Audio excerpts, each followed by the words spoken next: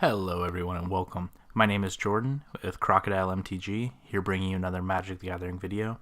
Today we are doing a standard friendly league with mono red mid-range. Seth Manfield ran this deck to a 5-0 finish the other day. We're going ahead and going to pilot this deck and see if we can also get that 5-0 finish. Without further ado, let's go ahead and get into the video. Welcome everyone. Today we are running mono red midrange. Seth Manfield did post this list on YouTube a few days ago. He took this to a 5-0 finish. We're going ahead and piloting the deck and seeing if we also can get that 5-0 finish. Our opening hand, we are down to 6 currently. That first one only had 1 land. I did not deem it viable. We are on the draw. I'm going to go ahead and keep this. We also get a scry. Chain Whirler is very good in the current metagame. I'm going to go ahead and bottom Siege Gang. We have a lot of the green-white tokens list becoming popular again as this Jeskai kind of takes over. Alright, it looks like we're against Dimir control. I'm going to go ahead and play out a mountain here, pass the turn. I'm not sure what Dimir list this might be. Oh, it looks like Esper control. So this is actually very unique. I haven't played against a lot of Esper decks, so hopefully this is a good match for us. Banefire is very good in these control matchups. It takes care of a lot of different... Sorry guys, I lost my train of thought there. Banefire is good in this matchup. We're going to go ahead and run out Goblin Chain Whirler here. Banefire is good because if you cast it with 5 or more, it obviously cannot be countered. These tend to be grindy games. Interesting, he just passed the turn. Alright, we're going to go ahead and attack.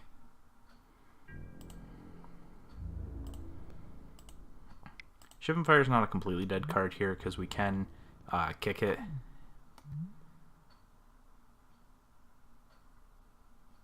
Oh, it is creature. I'm sorry, I'm thinking of the other one where when you kick it, seal away. Okay, that's fine.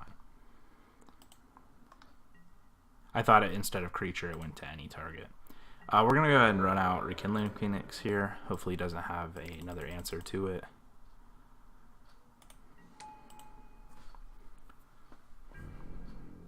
Alright, he's just passing the turn back again. We'll play a land first in case we need to kill this Rekindling Phoenix if he has another enchantment removal spell. Alright, attack.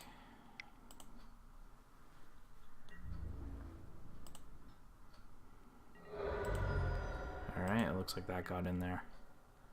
We're going to make him deal with our threats one at a time.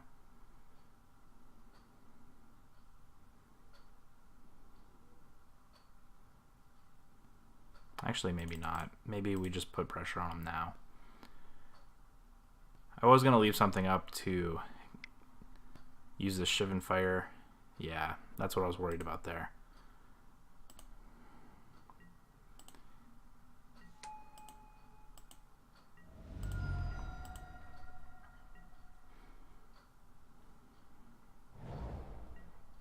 Alright, it looks like he found his 4th land on turn 6.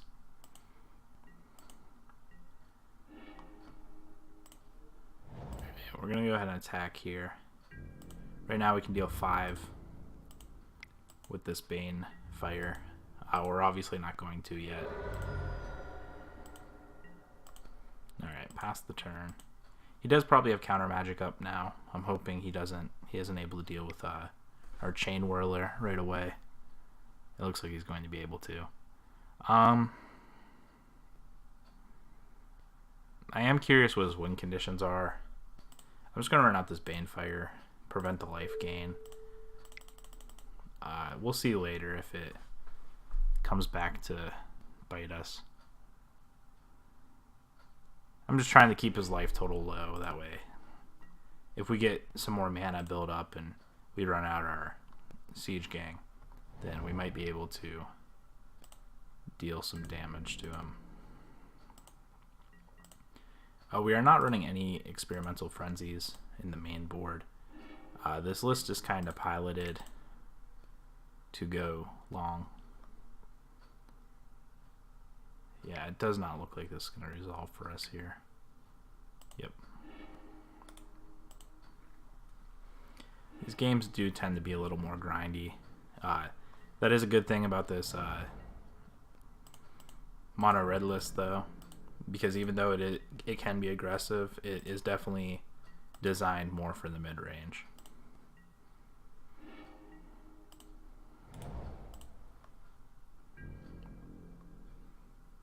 Again, I am curious what his win conditions are here. If he just has a Teferi, or if there is another win con, such as the dragon. I can't think of its name right now, but alright, we are 3 lands away from just killing him if he doesn't have a life gain spell. Or if we draw another Banefire, that'd be very good for us.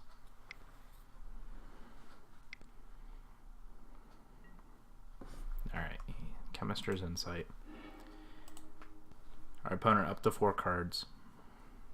Not great for us, but we are definitely in the aggressive spot still.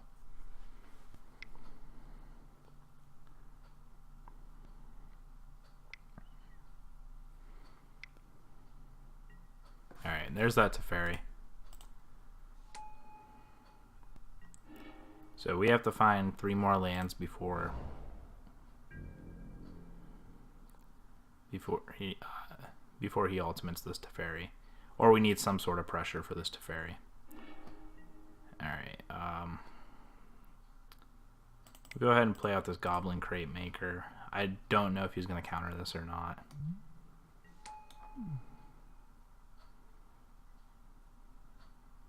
Alright, none of his permanents are colorless. This is straight non-land. Okay. Alright, he cracks the Evolving Wilds. If I get in 2 hits, I can kill him with the Banefire, essentially. Alright, he's going to go ahead and draw. I am curious if our opponent knows about this list.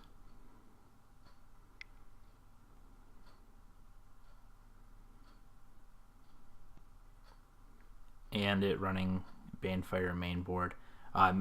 A lot of the mono red decks do not run the Banefire main board. It runs it just in the side.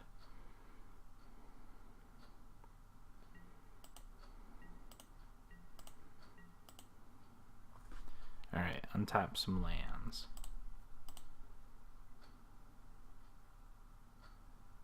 Alright. Alright, there's another Goblin Crate Maker. That's not great for us, but it is something.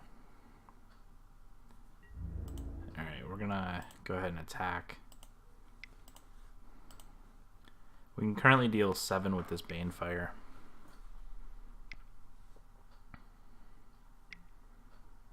Alright, and there's that Chromium I was thinking of earlier. He has a 7/7. Gains hexproof and it cannot be blocked.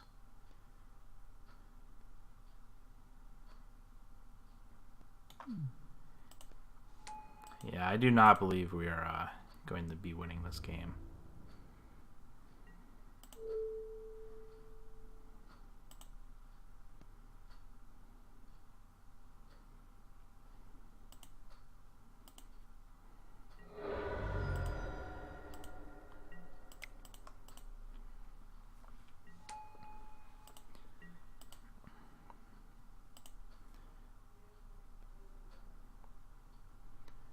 Teferi's currently on 6. Next turn goes up to 7. We draw something. I have to find a way to net 2 damage and draw exactly 2 lands. But it does not look like that is going to be the case for us here. Yeah, as there... Profane Procession's definitely been one of those cards that has been very underrated in my eyes. This is an excellent card. Like, we have Rekindling Phoenix right here.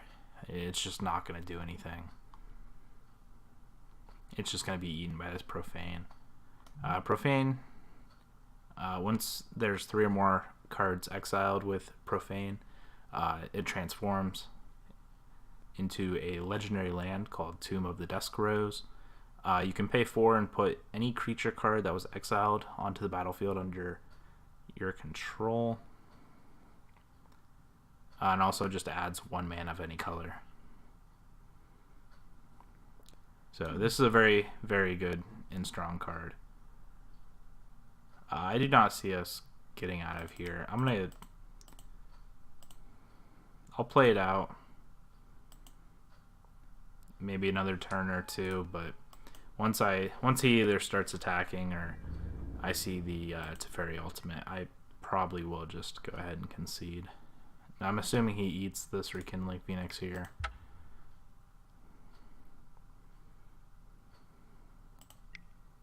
Yeah, that is what he does. Yeah, we just have no way out of this. Chain Whirler knocks him down to 10. Lava Coil, Mountain. He would have had a Teferi Emblem by then. Yeah, that just was not happening for us. Alright, so we have a decent amount of cards in the sideboard for these control matchups. We have another Banefire. We have a Sorcerer's Spyglass. We do have 1 Experimental Frenzy. Legion, Warboss is pretty good here. Requires an answer. He just runs away with tokens. And their removal did seem to be Seal Aways, which you do need to be attacking for that. So if I can, I'll just be attacking with the goblins. Fight with Fire. I don't think Fight with Fire is what we're looking for in this matchup. Karns I could see bringing in. I think I take out these 1 mana spells. We have Direfleet Daredevil also in the main deck, which is pretty decent. We can eat their removal spell. We can cast their removal spell. Either way, it ends up in exile, which is better for us and slows them down a little bit if they have Chemist's Insight. Maybe I'm thinking we remove these Crate Makers and bring in these Karns. I think I'm going to go ahead and run this list.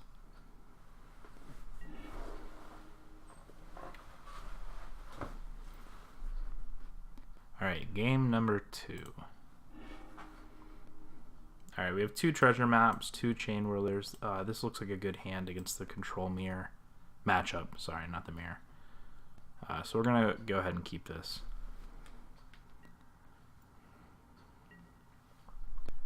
Alright, Mountain.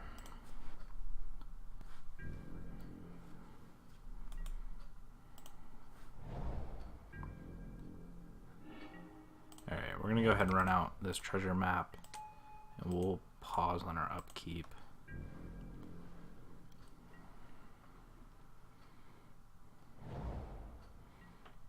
I am going to go ahead and, because we're short on the mana, I'm going to use this treasure map and try and find a mountain. Alright, there it is. And we're just going to run out this other treasure map. We are playing for the long game here, not the immediate short game. So these treasure maps are decent, especially with Siege Gang and Chain Whirler. In a couple turns, we can have a pretty large turn coming up. Alright, we're going to go ahead and use one now. I'll put this on top.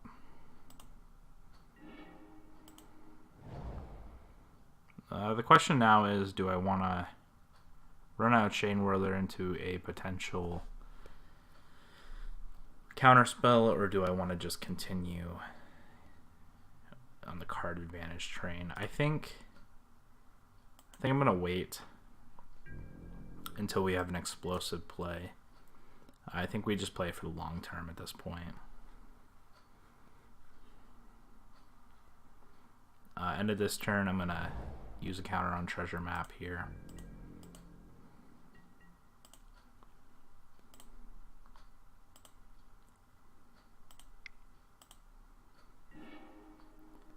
Mountain, we'll put on top.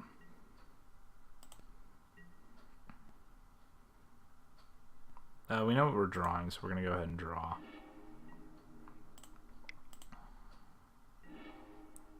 Karn, we'll put that on top as well. Alright, so we have one flipped.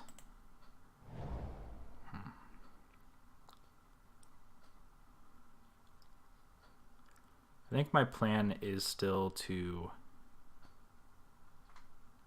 just continue on this treasure map plan. I could run out and start getting aggressive, but I think we should wait until we have a larger turn. Like if he runs out Teferi next turn, I could run out a Siege Gang and potentially kill Teferi. I could run out these Chain Whirlers. I think we're just playing the grind game at this point. Next turn I can start drawing with Treasure Cove, and I will also have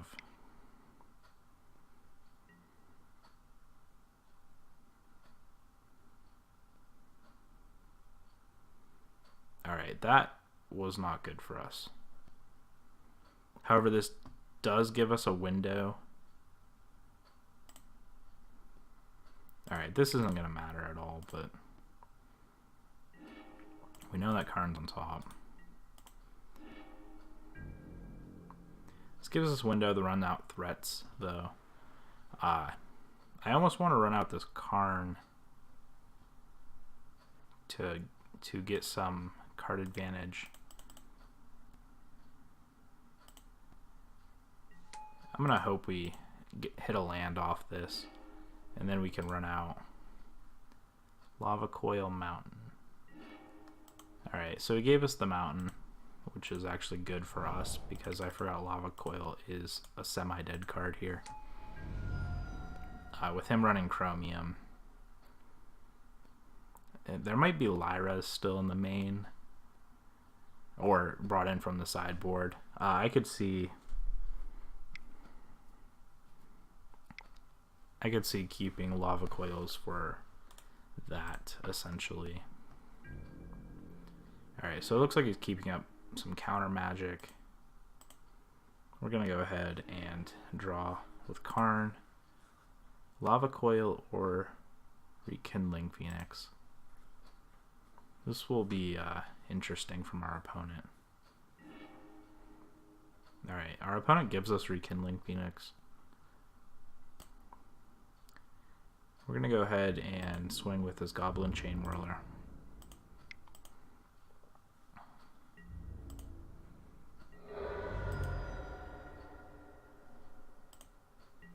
Alright, I'm going to go ahead and attempt to play this Rekindling Phoenix he knows about. And then after he counters it, I'm going to run out Goblin Chain Whirler. Fair enough.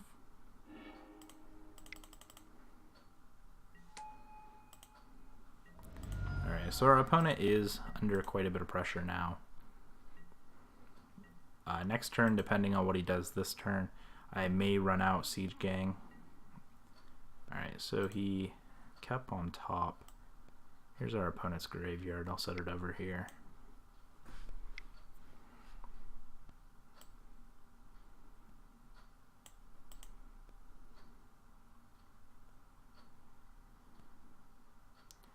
Question is, what does our opponent do here? Because if he plays Teferi and ticks Teferi down, alright, he's going to go ahead and... Sorry guys, I'll put the graveyard back. Alright, so he's exiling Karn. We have two Lava Coils that are gone forever, unless we find our other Karn. Which, this Vraska's Contempt is actually very good for us, because we can actually Dire Fleet later and hit something like a Teferi. Alright, we're going to go ahead and play out this Arch. Now we have a City's Blessing. He is tapped out here as well. Swings for 6 down to 11. Siege Gang. 1, 2, 3. Alright, I'm going to go ahead and run out Siege Gang here. Hopefully he doesn't have a sweeper follow-up. because I can only sacrifice one goblin here. We're not completely out of it if that is the case. But if he has singular removal spells, Siege Gang is a very good card. Alright, so he puts on the bottom, or in the graveyard. Alright. So this is not a problem for us at all.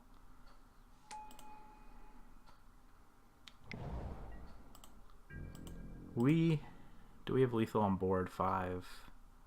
We have exactly lethal on board. I'm actually going to Dire Fleet and Vraska's Contempt this.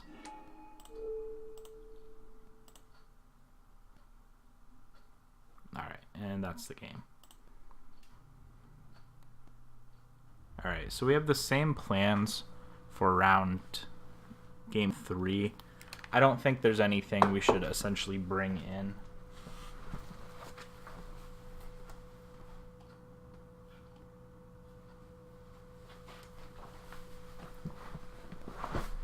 I apologize, ladies and gentlemen, for the background noise. My furnace just kicked on. We are located in Pennsylvania, and it does get pretty cold this time of year. Fight with Fire. There's an opening to cast it. I could see playing Fight with Fire over the Lava Coils, because the Lava Coils were all dead cards. Maybe I keep in one Shivan Fire as well. No. Shivan Fire is only for creatures. I'll keep a Lava Coil. Our opponent may have brought in, like I said earlier, Lyras from the sideboard. Maybe it's just Shock.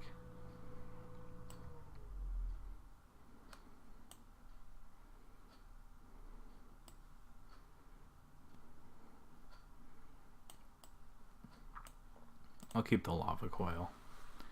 Fight with Fires are a little more versatile. Alright, this is a Snap Mulligan.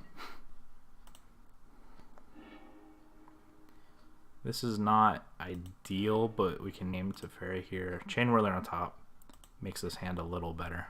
We are on the draw. And as long as our opponent doesn't have a turn 2 discard spell, we are looking pretty okay. Sorcerer Spyglass I can name. I think the plain answer is Teferi.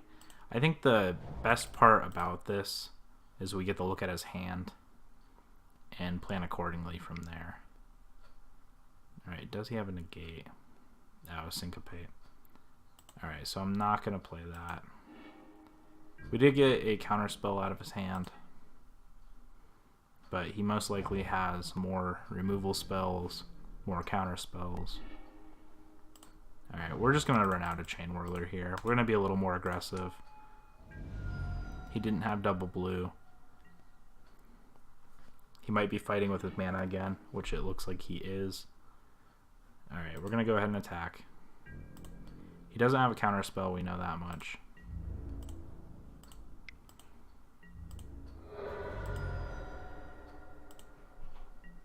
Alright, we're going to play one of these arches and run out another Chain Whirler. Hopefully he does not find a 4th land and we can just pressure him.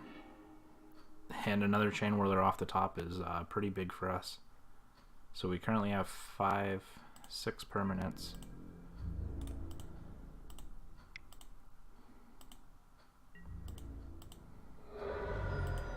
Go ahead and play this Mountain.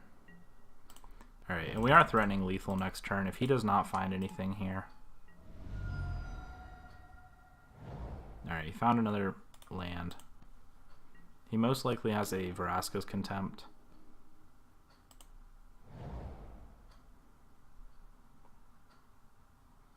And it looks like we're 1 permanent short.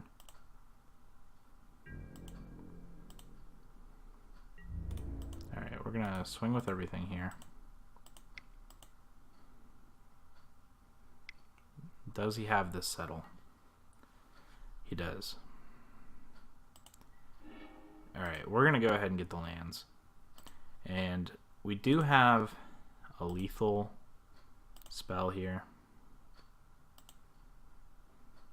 in the form of Fight with Fire.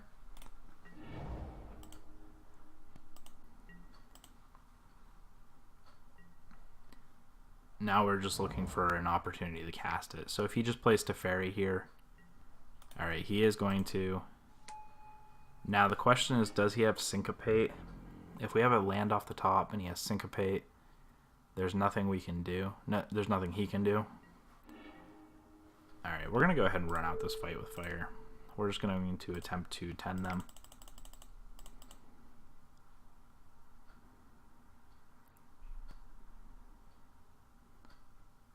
These Fight with Fires were definitely a good bring in from the sideboard. I did forget to take out those Lava Goyles game 2. Alright, and that's the match. On to round 2. Hello everyone, thank you for tuning in today and watching my video. Today we are playing a mono red mid-range deck that Seth Manfield took to a 5-0 finish recently. This deck does take a different approach to typical mono red decks.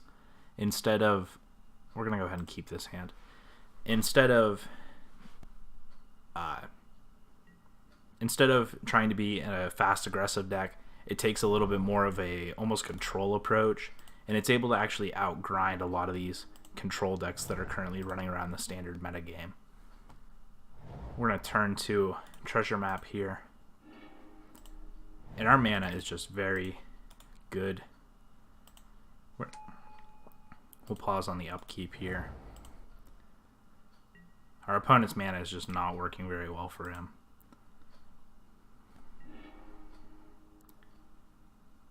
I'm going to keep this on top, and the reason for that is we have this Banefire in hand, and over the course of this game might come down to this Banefire being played for a lot of mana, and I just want to continue that mana hype. Alright, every single turn our opponent is playing a tapped land here. Siege Gang, we'll go ahead and put that on top.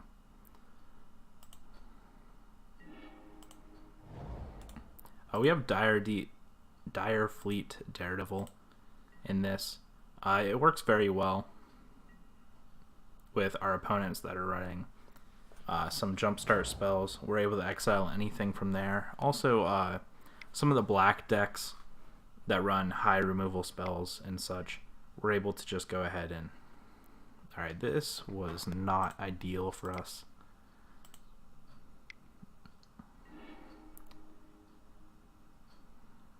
However, we are going to be able to run out this Siege Gang next turn. Question is, does he have a Cleansing Nova? I'm sorry, not Cleansing Nova, Deafening Clarion. I may be just incentivized to run out this Rekindling Phoenix next turn. I'm going to put that on top again. Yeah, that was definitely rough for us.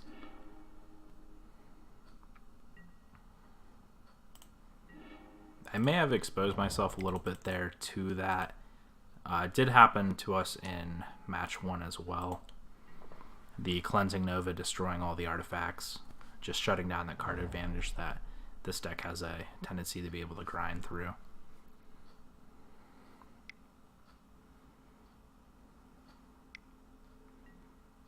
Alright, and a Crackling Drake here from our opponent.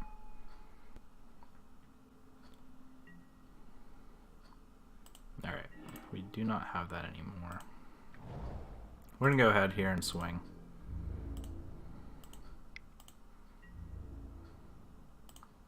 Our opponent does not block. Down to 16 for our opponent. I believe the correct play here is Siege Gang Commander, and hoping he doesn't have a Essence Scatter for it, which he does not. This deck is performing fairly well against these control decks so far. Alright, it looks like he has... Alright, I see what he's doing here. He's going to probably run out of Deafening Clarion next turn, taking care of this Rekindling Phoenix and all the Siege Gang tokens. We may have wanted one more mana before we ran out this Siege Gang. Yeah, it looks like Deafening Clarion with both modes active. He does have 2 cards in hand.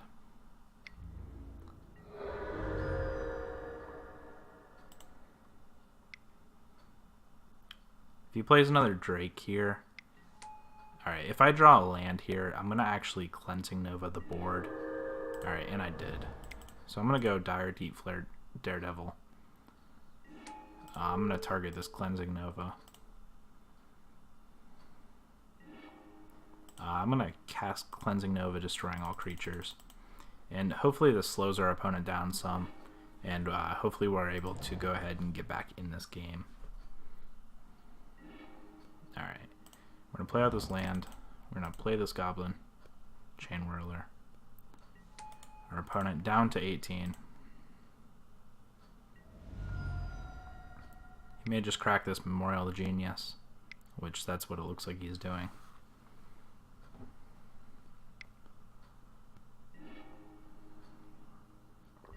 Our opponent draws 2 cards, looking for an answer. He does most likely have something to... Alright. Just a Deafening Clarion here.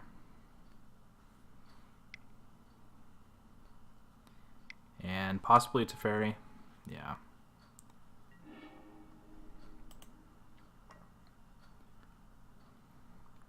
We do have one more Banefire in our deck.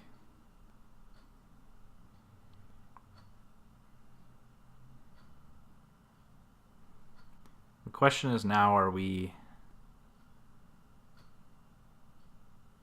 incentivized to slow him down or to keep fighting and try and kill him through these Banefires?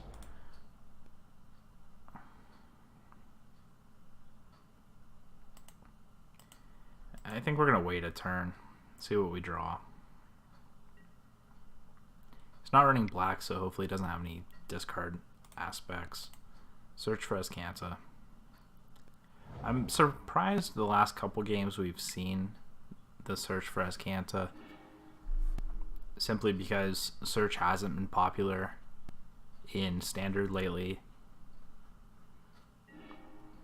Alright, we have the Rekindling Phoenix. I'm going to go ahead and play it out.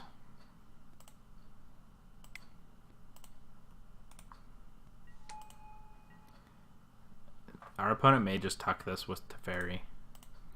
Our opponent has the opportunity to flip Search for this turn as well, and it looks like they're going to.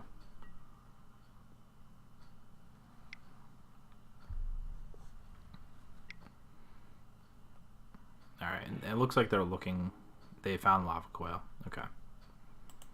So they're not under any pressure at the moment, which is rough for us. I think our out here is to find another Banefire off the top, because this turn I can Banefire them for 9. Alright, we have another Phoenix. I'm going to run that out here.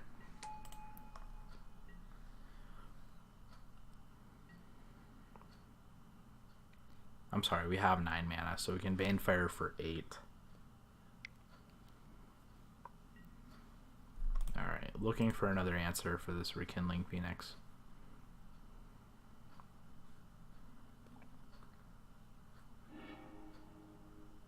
They found another Teferi. Now, if they're not incentivized here to tick down, Teferi's on 8 though. I may have to attack this Teferi, unless I find a Goblin Chain Whirler off the top. They may just have an answer to this Rekindling Phoenix. I do not. 9 mana. Yeah, I do not think I have a choice here. I think I do have to swing at this Teferi. If he has a answer, I'm just going to go ahead and concede. I don't think there's any way we can win if he... Alright. Activate search for his Kanto. Possibly finding a Settle the Wreckage or another card to take this Rekindling Phoenix out of. Alright, they found a Justice Strike. Are they going to use it?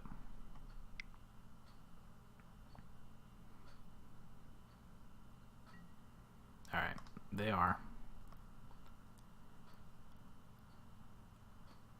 Next turn, they ultimate Teferi. I bring back my Rekindling Phoenix.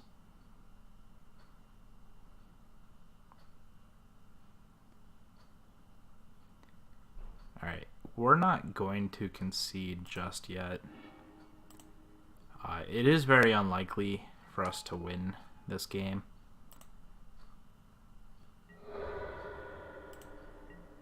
The beginning of my upkeep. Okay, we're going to go ahead and play out this land. I could have also Banefired Teferi there. He has a second one in hand, though. Oh, he has a second one in hand. Okay. I do not think we're going to win this game. And it may have been me not Banefiring Teferi there.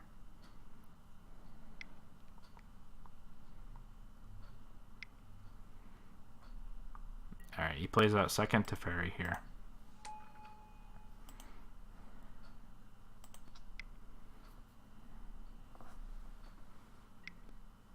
Alright, he activates Azcanta. Possibly trying to find something for this elemental.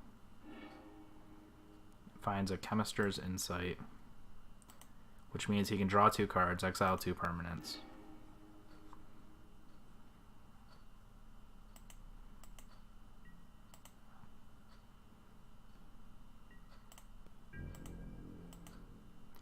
I do not see an opportunity here for us to win.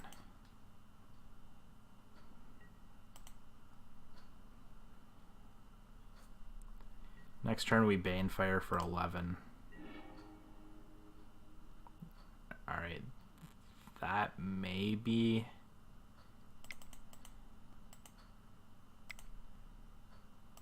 an opportunity here to do something.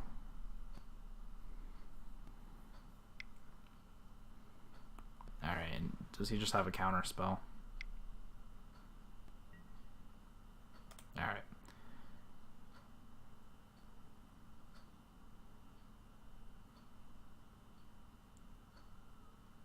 We're just going to concede here. It may have been a little premature. I just did not see us winning that game. Alright, similar to last game, we're going to bring in Sorcerer's Spyglass Karn, this Banefire. We're going to bring in a Legion Warboss and these Fight with Fires in replace of Lava Coils. So we're going to take out this 1 mana package that we have, these Lava Coils.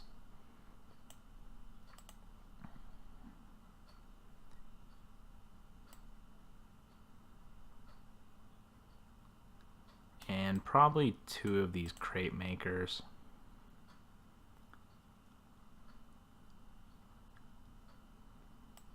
Or maybe just one of these Crate Makers.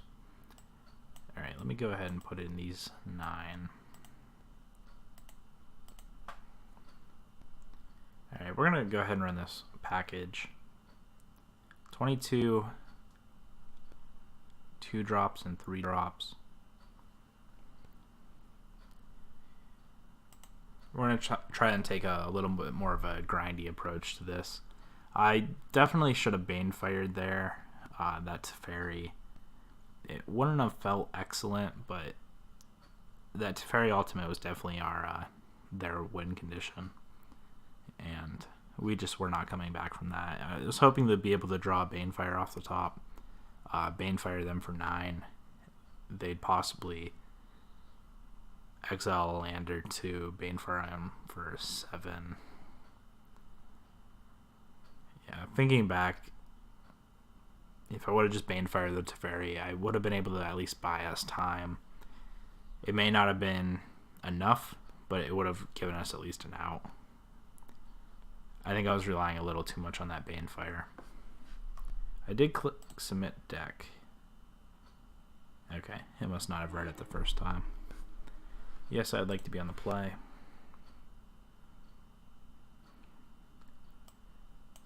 This hand is a little awkward.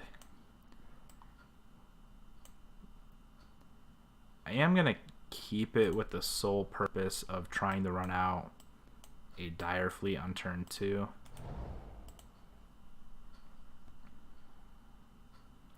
And use it sort of like an aggressive Snapcaster Mage. Or I could keep it. Never mind, I'm going to run out this Spyglass on turn 2. Alright, we are going to name Teferi here. Our opponent kept a very land-heavy hand.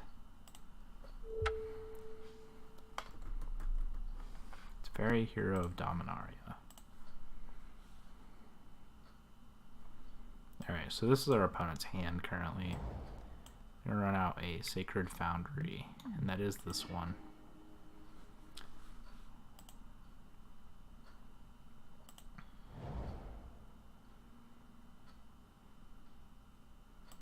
I'm going to run out this Dire Fleet.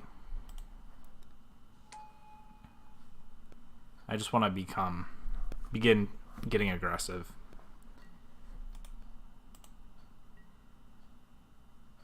Oh, interesting. Our opponent skipped through his turn.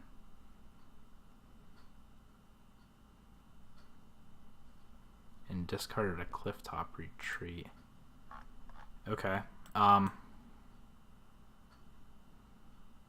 Alright, I'm going to play a Legion Warboss here and get to an attacking. There is incentive definitely to run out a Karn, especially with only 2 mana up from our opponent. But there are misplays here. I definitely want to take advantage of that. Hopefully they don't have a Deafening Clarion. So Steam Vents is not one of the cards I've seen yet. Alright, and our opponent here, 2 mana open. I am going to run out this Karn. I'd like to tick it up. Alright, and our game has ended. I think our opponent conceded just because we were so far ahead here.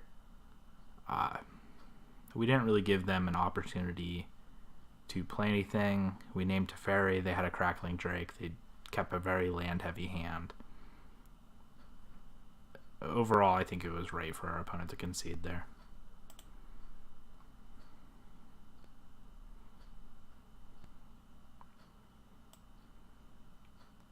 Alright, we are on the game 3 though.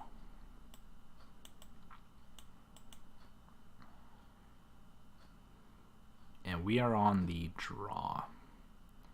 I don't think there's much here I want to change.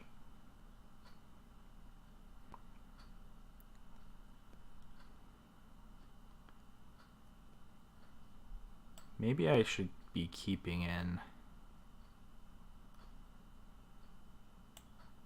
Oh, I'm sorry. I thought I still had a Lava Coil in. There's 4 on my side. This is my first time piloting the deck, so I am trying to not misplay a bunch. This hand looks decent.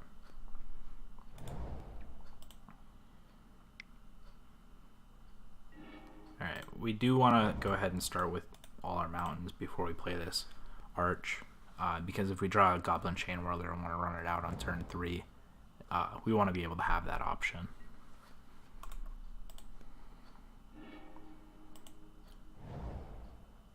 Alright, we're going to run out this Goblin Crate Maker. I do like that art on that Goblin.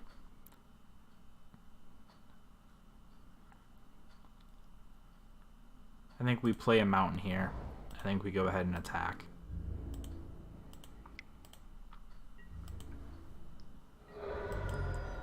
Our opponent most likely has some sort of counter magic, so we're just going to pass the turn. We are playing the longer, grindier game, and we can just slowly beat them down with this 2-2, make them deal with it, make them play something.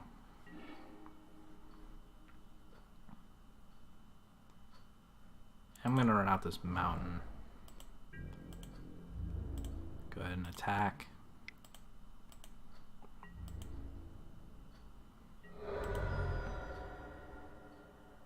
From here on out, we're just looking for opportunities to cast our spells.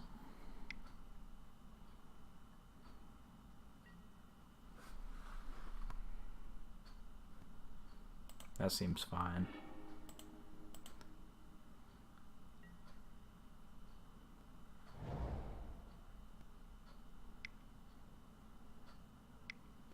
Teferi here. With our opponent playing Teferi,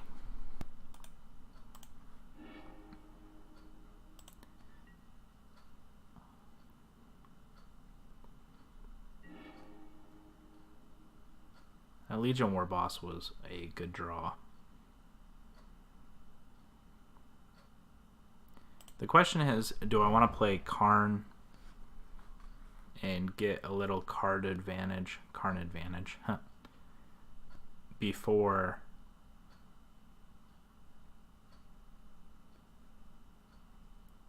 so if I run out Karn here and begin ticking that up, I don't know if that incentivizes our opponent to begin trying to tick down Teferi. It looks like our opponent has a removal spell here.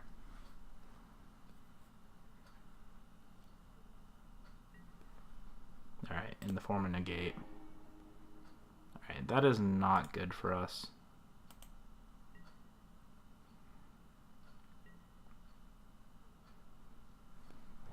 We may have had both negate and essence scatter.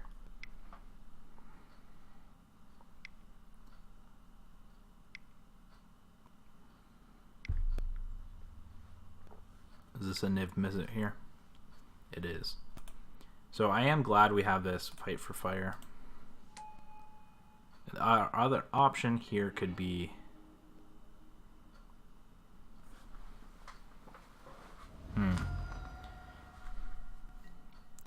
Now the question is here, does our opponent have a removal spell?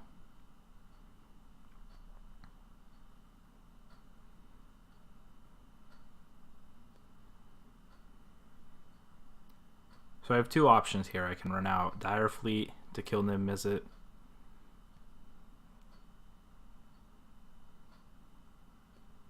through Justice Strike in our opponent's graveyard, or I could run out Fight with Fire.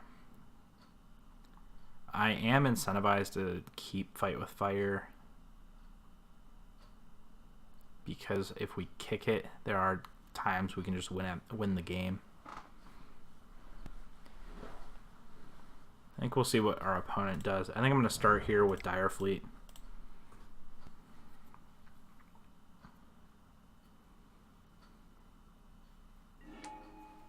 We're going to target this Justice Strike here.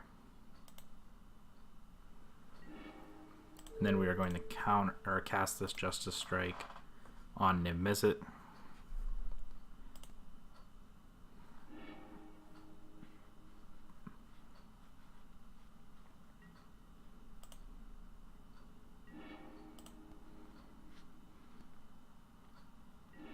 Alright, we were able to kill Niv Mizzet.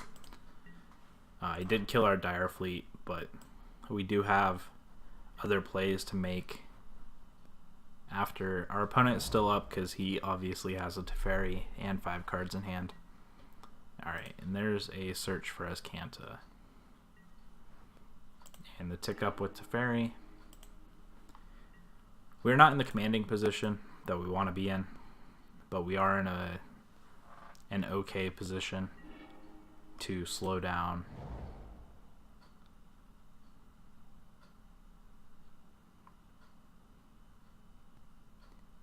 The question here is, do I run out this Siege Gang into a potential removal spell, or do I run out this Legion?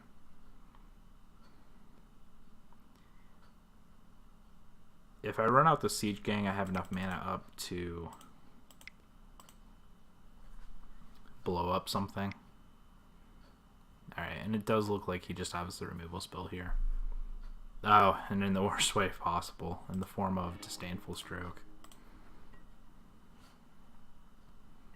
Alright, our opponent is not going to be able to flip the search for his Canto next turn, but he is able to tick Teferi up to 8, draw a card. It looks like he has... Yeah, it looks like he has another Niv Mizzet here, which is not good for us. We do have the answer in the form of Niv Mizzet. I'm sorry, in the form of Fight with Fire. The question is, what is our out to this matchup? I think best case scenario next turn. Okay. I think we have to run out this Fight with Fire on Niv Mizzet and hope he doesn't have a counter spell. If he has a counter spell, then there's not a very good option.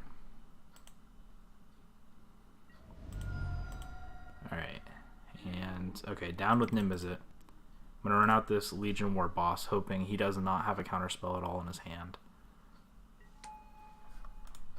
Move the combat. Hit Teferi down the 7. Very good. Does this hit? If he has a Justice Strike here even, this is going to be a very difficult game to come back from. Alright, it looks like he does.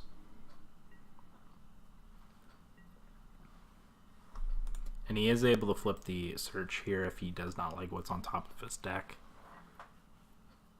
Alright, it looks like he liked it, which is probably not a great thing. Teferi is ultimated, and he may just have another Teferi to run out here. And he does. He most likely ticks it down and kills this Legion.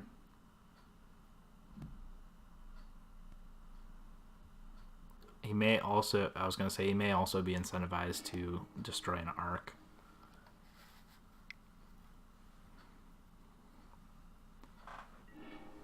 Alright, it looks like he just has everything here.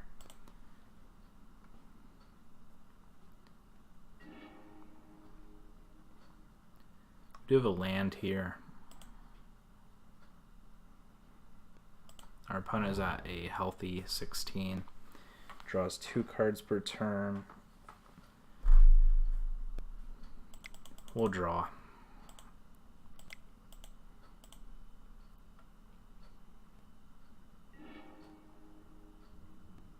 So our opponent exiles 2.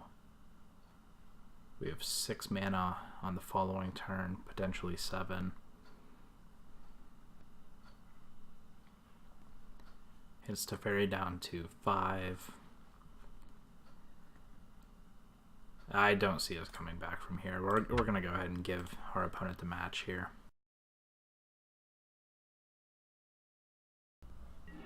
Hello everyone and welcome to match 3. Our record is currently 1-1 right now, so we are not going to be getting that 5-0 league that like we wanted. We are running Mono Red Midrange, a deck that Seth Manfield recently took to a 5-0 finish. I made a few questionable decisions last match that I believe did cost me the game. Hopefully we do better in this round. We're going to go ahead and keep this hand. We have 3 mountains. We have a treasure map on turn 2. We have a Goblin Chain Whirler on turn 3, if we so choose. I've been saying so far that I really like this Mono Red Midrange deck, simply because where most midrange or most red decks are trying to be aggressive, this one takes a more controlling approach to the game, which against these Jeskai and Izzet Drake decks that we're seeing a lot of currently in the metagame, it is able to grind them out occasionally. Oh, and a Spell Pierce from our opponent. Okay. That is a surprisingly aggressive Spell Pierce. But that is most likely why, is because of this treasure map. We're going to go ahead and run out a Goblin Chain Whirler here. hopefully we draw a 4th land next turn. That way we are able to go ahead and play out some of these Rekindling Phoenixes that we are currently flooded with, which is definitely not a bad card to be flooded with by any means. Possibly a lava coil. Alright, and we drew our own lava coil. We'll go ahead and run out this Dire Fleet. I just want to go ahead and stay aggressive, I believe, on this. Next turn, our opponent may run out a Drake. In that case, we have the lava coil there. We're just really hoping to find this 4th land to play out these Rekindling Phoenixes. Alright, it does not look like our opponent is playing Izzet, but rather Grixis. So we could possibly be facing some Nicoboluses in the near future. Luckily for us, we do have that lava coil. Hopefully this, at least one of these Rekindling Phoenixes stick.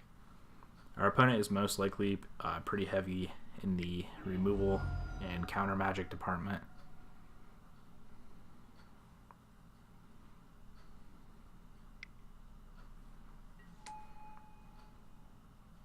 Yeah, it does look like he's on the Grixis Dragons. Discarded a mountain.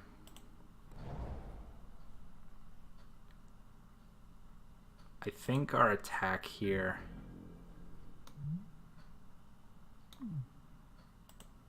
is just at our opponent. I'm going to play out one of these Rekindling Phoenixes. Alright, is there a shock? Yep. Alright. Rekindling Phoenix number 2 does hit. Next turn, we may just get Sarkhan may help play out Nicobolus or a potentially another dragon. I'm not sure what the current dragon lists look like, or if they're running a... Okay, this is a Drake, which is perfectly fine.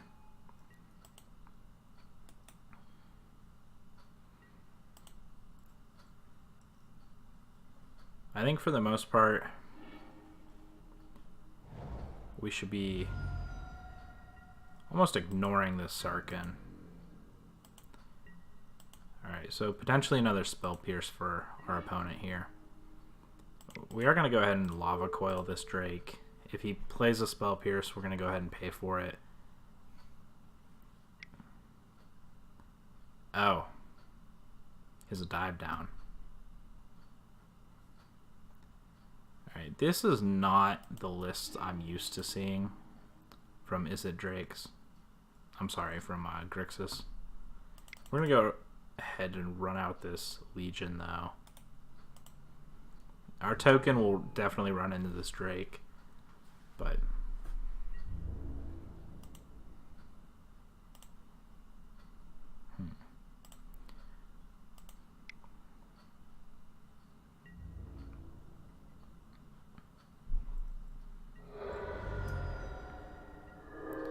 Our opponent has 2 cards in hand now. He has the ability to discard, which he does.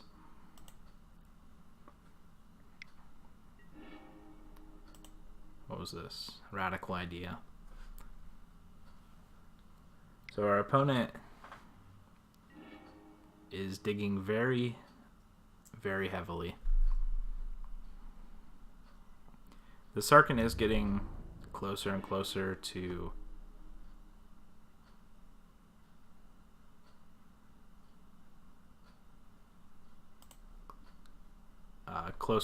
ultimating. I'm trying to see here if there's a way we can use this Dire Fleet to our advantage.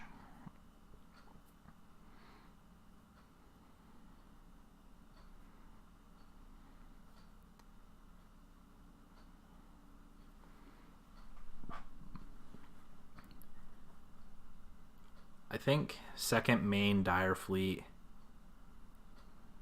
on a shock would be good.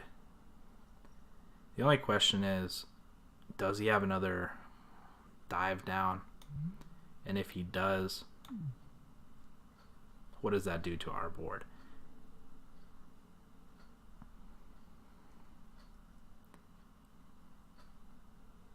If he doesn't block the Phoenix, if he doesn't have another dive down and doesn't block the Phoenix, then we can follow up with a shock to finish it off.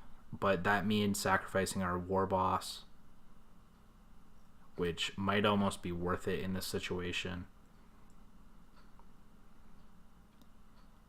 So if he blocks War Boss, we kill Sarkhan because of the Mentor trigger on the token. And then we follow up with Dire Fleet on a shock to finish off Drake, hoping he doesn't have a dive down. I think that's our play currently.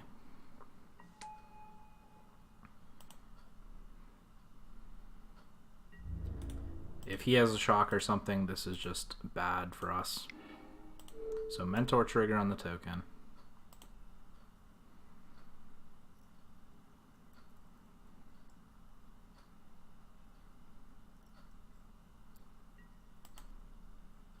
There may have been some incentive on just attacking our opponent as well.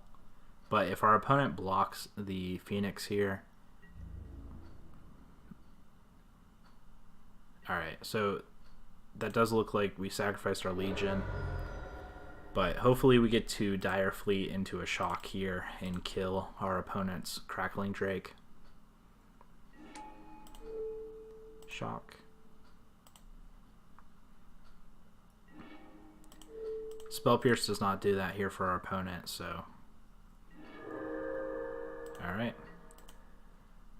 And we have 8 power on board, which if we would have ignored the Sarkhan and attacked, we would have hit them for 6 down to 7. Had exactly 7 power on board.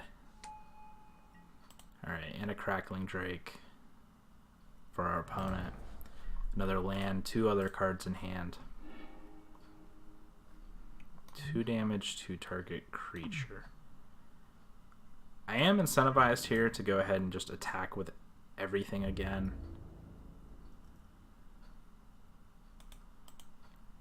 And then possibly follow up with a Crate Maker, depending on how our opponent blocks. If he blocks a Phoenix, I may just play out another Phoenix. Alright, and I should have played out this Goblin Crate Maker before combat because of this first strike damage, but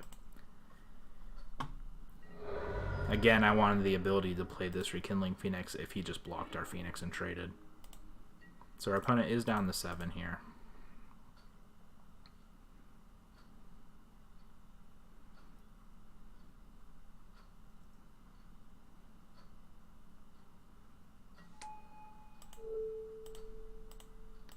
Move to the end step. I'm going to go ahead and kill that. Hopefully. We have 6 power on the board, which... Alright, our opponent is opting. Trying to find a dive down, I believe. They put a card on the bottom, drew. Alright, and the second Drake is down. So this looks like, is it Drake's splashing black, possibly for a... Alright, and that's game 1.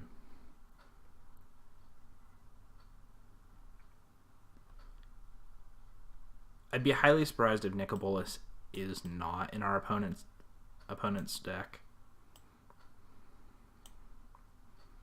I definitely want these Lava Coils. I don't think the Crate Makers are good enough. These Dire Fleets are actually not terrible because we can get card advantage off them. The only issue there is the Drakes still get the bonus even if the card's in exile.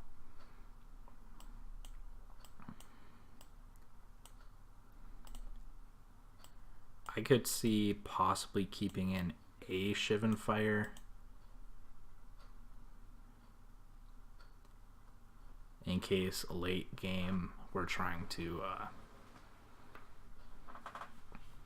kill a 4 toughness creature, but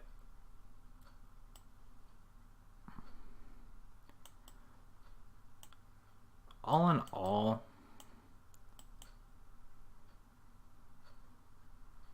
I think it may just be better to bring in these Fight with Fires and take out the Shivens and the Crate Makers. So here's what we're bringing in. Nope. 2 Sorcerers, a Banefire, 2 Karns, 3 Fight with Fire. And we're taking out 3 Goblin Crate Makers, 2 Shivan Fires, and 1 Shock.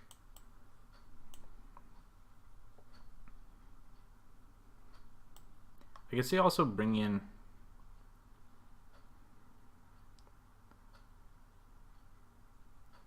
I need to take out 2 more. Maybe it is just a Dire Fleet.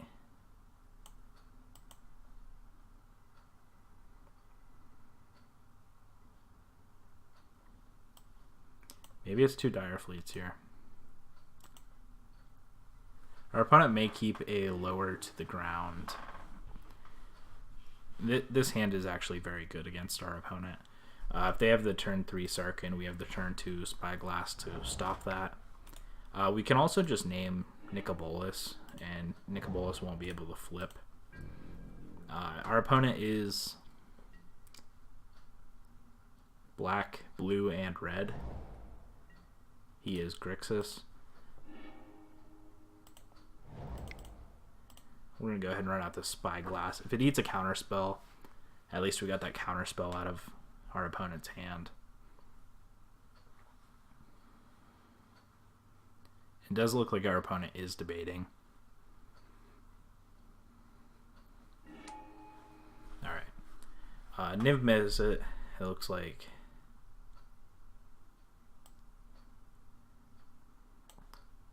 This is an odd list to me. I haven't seen any dragons yet, so maybe Nicobolas isn't in here. And he's just running the Sarkhans for Niv Mizzet.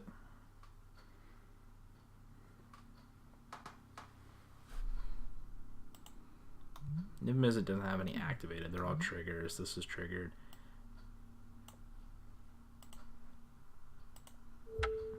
I am going to name Sarkhan here. Sarkhan, I believe it's Fireblood.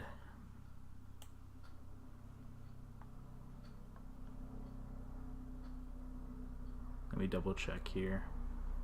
Sarkhan Fireblood. I think that's a safe one to name simply because we've seen it. The rest of the cards in our opponent's hand, which are here. Our opponent casts Radical Idea. They don't have an activated ability, minus the flashback on Radical Idea. So our opponent played a land that we did not know about. I think I want to start getting aggressive here. There's definitely incentives around this treasure map, but I think we're almost racing Niv Mizzet at the moment.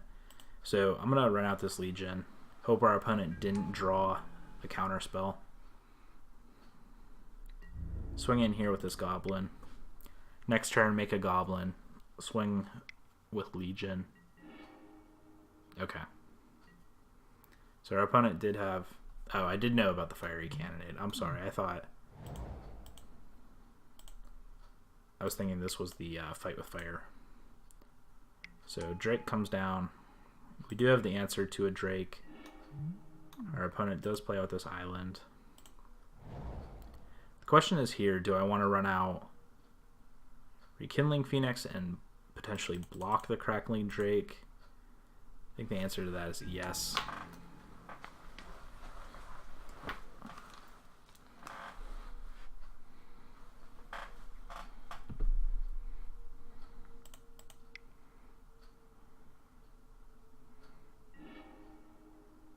Radical Idea enters exile. He discarded his Steam Vents. He still has this Mountain in hand that we know about. And Niv Mizzet. Alright, there's the Lava Coil. So he has the mana next turn to play out the Niv Mizzet. And I think we need to find an answer for Niv. So I think our play here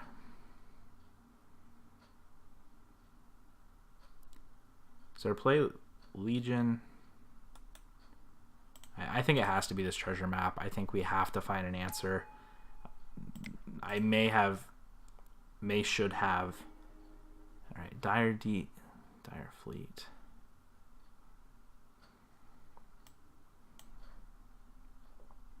Fiery Cannonade, Lava Coil. What I could do next turn, I'm going to put Dire Fleet on top. My only answer to this Niv may be... Alright, there's that mountain we know about.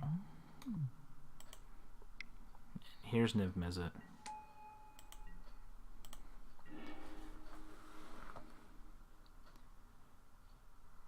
So we're going to play out Legion War Boss here. Our token's going to get eaten by Niv Mizzet. If our Legion War Boss sticks around next turn, then we have the potential just to hit Niv Mizzet for 1.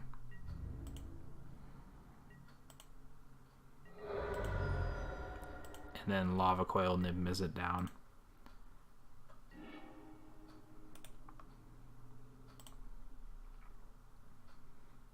The issue here is if he has literally any removal spell for our Legion, or if he just attacks and races the Niv Mizzet, there's just nothing around. Alright, and he has Radical Idea, so he can actually ping this for 1 when he draws, and then ping again when he draws. Yeah, and that looks like what he's going to do. And I just do not have an answer here. I definitely need to find one.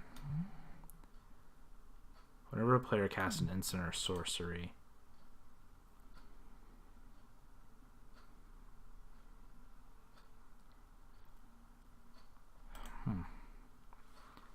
I do want to put Karn on top. The only issue is he may just be there to draw us a card. I'm sorry, draw us a card and save 6 life. I'm going to go ahead and put Karn on top. We're definitely not in a good spot here.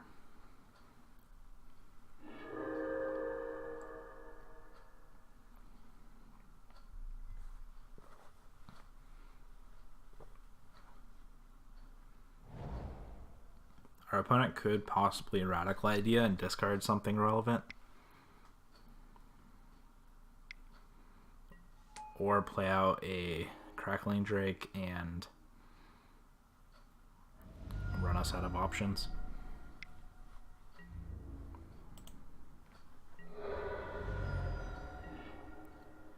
Alright, so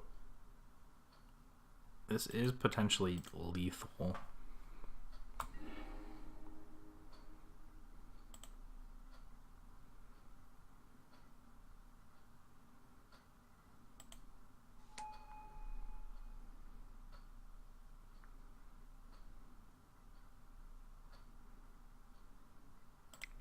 I think I have to run out this Daredevil here. It does not feel good. I have to hit this Lava Coil. And Lava Coil the Crackling Drake. Which Niv Mizzet's just going to draw a card, ping our Dire Fleet. It's definitely a hot mess at the moment. I have to hope and pray to draw something that kills this Niv Mizzet next turn. Alright, and our opponent has dived down. So our opponent draws per the turn, and he has Radical Idea in the graveyard. We're just dead on board.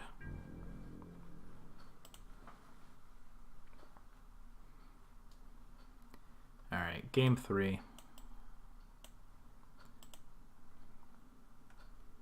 So our opponent didn't have Nicol Bolas. Now that doesn't mean he does not have Bolus. It just means he did not play Bolus in the first 2 games that we saw.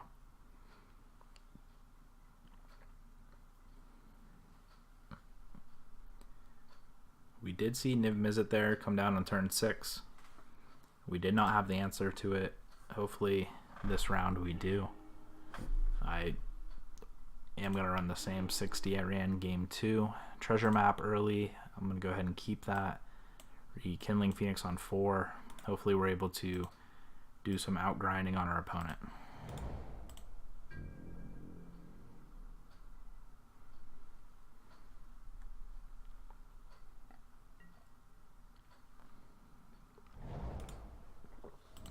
Steam Vents on top for our opponent, showing a sign of a clear.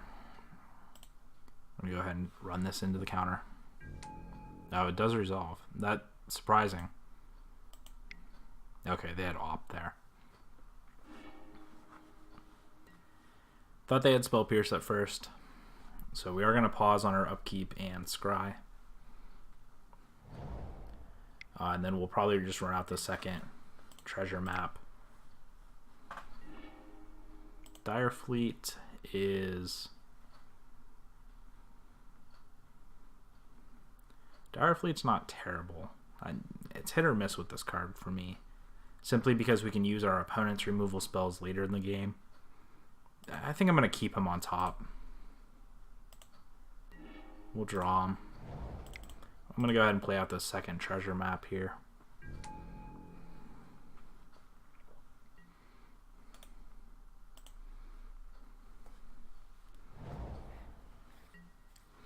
Upkeep.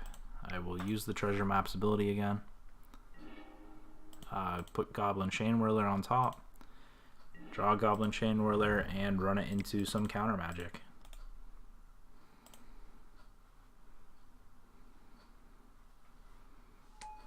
Alright, and it resolves. Our opponent most likely has some sort of removal spell here. Just not naming it. Alright, it looks like 2 shocks, possibly. Yeah. So our opponent does have the low to the ground removal spell, which might favor us going into the long game. The question is here, do I want to draw and potentially attempt to play this Siege Gang, or do I want to just continue? I think I just want to continue with this treasure map. I'll put Legion Warboss on top. I'm going to go ahead and play Legion Warboss. Make a Goblin, swing in. So we are keeping a little bit of pressure on our opponent. Not a ton, but enough to make our opponent uncomfortable, hopefully. Our opponent hasn't played much yet. I am kind of curious what he has in hand. Alright, upkeep, scry. I'm going to go ahead and put that on top. So we have a couple options here. We can attempt to run out the Siege Gang. I think I'm going to go to attacks first. I'm going to see if our opponent has anything. I'm going to attack with everything. I'll mentor my younger goblins. Swing for 5. It could possibly just be a turn 6 Niv Mizzet. If that's the case, I think I want this Siege Commander out. And we do have lethal next turn. We will see what our opponent has, though. If anything. We do have enough mana to kill Niv Mizzet if Niv Mizzet is the only thing they play. Oh, that was rough for us. So the question is here, do I want to deal my opponent 2 damage, or do I want to draw a card? And I think I value drawing a card more.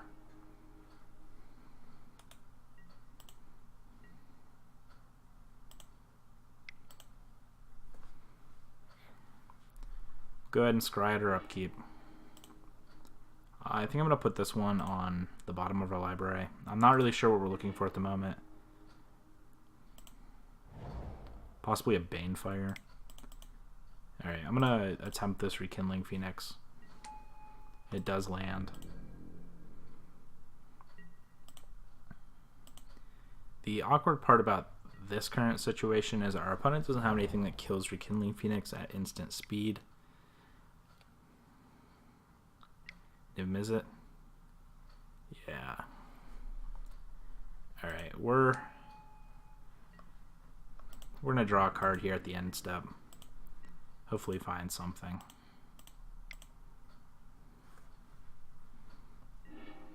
Alright, we found a Fight with Fire. Which actually almost kills our opponent. We're 1 damage off. And we just have... Actually, did we just have it? So let's see. Cost 6. I think we're 1 mana short.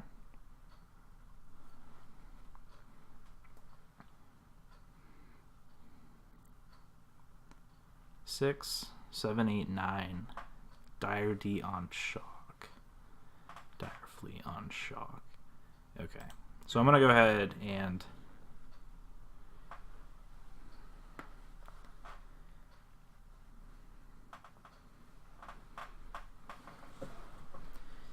question is, do I sacrifice this Rekindling Phoenix to kill a Niv Mizzet? I think I do. If our opponent doesn't block here, okay, they do.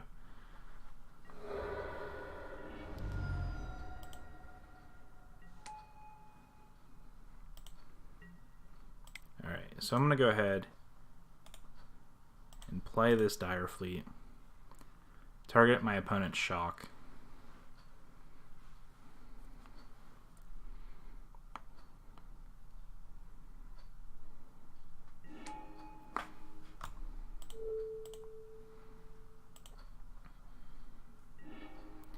Attempt to cast shock.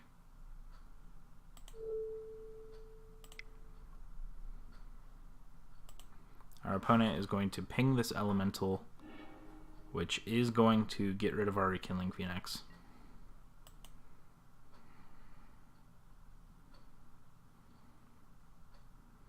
And it looks like our opponent has, yeah, the dive down as well. So this wasn't good for us.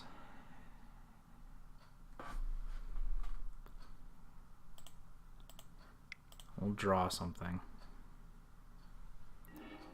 What we're looking for here is just to deal our opponent 1 damage in some form. And it's just a matter of how or if we're going to be doing that. Maybe I should have just aimed the shock at his face. And not swung in there until I saw that the shock had hit.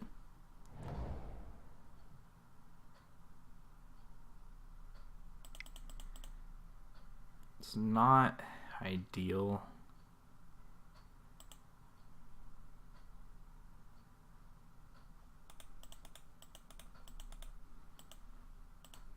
I'm just going to pass the turn.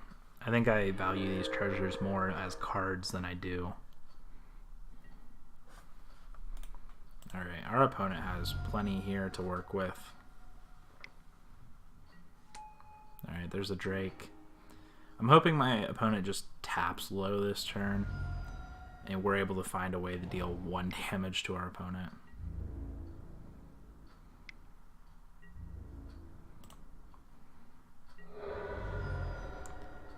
I'm really hoping that 1 shock doesn't come back to bite us. Alright, so there is the Chain Whirler.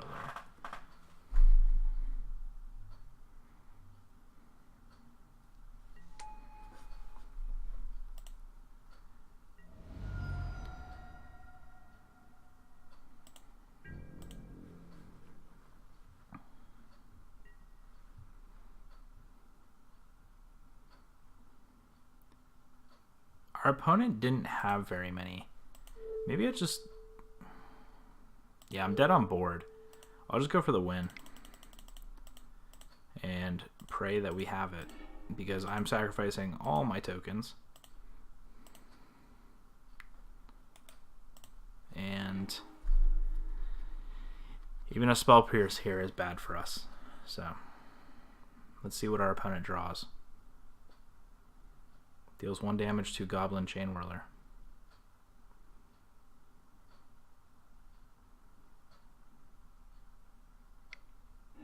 Alright, our opponent is scrying 1. They get to draw 2, though. Does this fight with fire win us the game, is the question. This Chainwhirler is definitely going to die this turn. Alright, they put 1 card on bottom. They drew with Opt. Did we win? Did we win? Okay. Our opponent gets to draw 1 more card. If they find a Spell Pierce, we lose. That is, their only out is a Spell Pierce. Oh my god, did we get there? Oh, we got there! Yeah!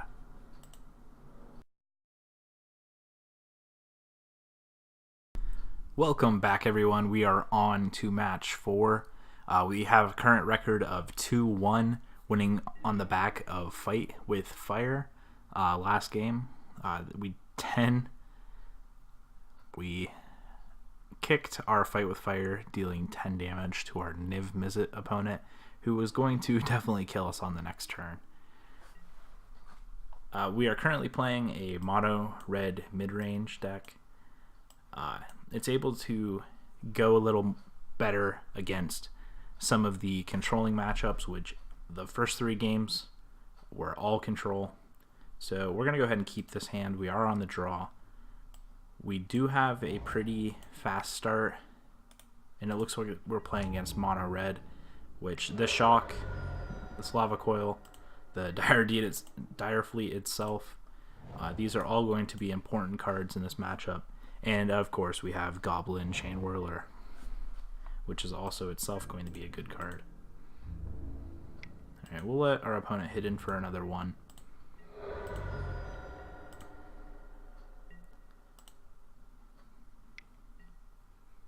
Alright, Runaway Steamkin. I'm definitely going to go ahead and shock that at the end of turn here. So our opponent is most likely on the mono red, faster, more aggressive list. Question is, I don't think I want to Lava Coil that. I do want to go ahead and run out one of these Dire Fleets, though. I think the 2 power, 1 toughness. Does he have a Chainwhirler here? I guess I didn't think of that. Alright. And a shock on the Dire Fleet. That's fine.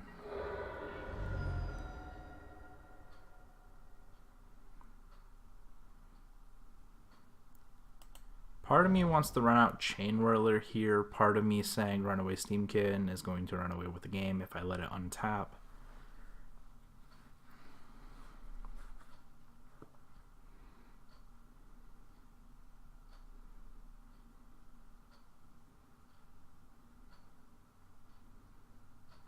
Our opponent has a Shock in the grave. Next turn I can go...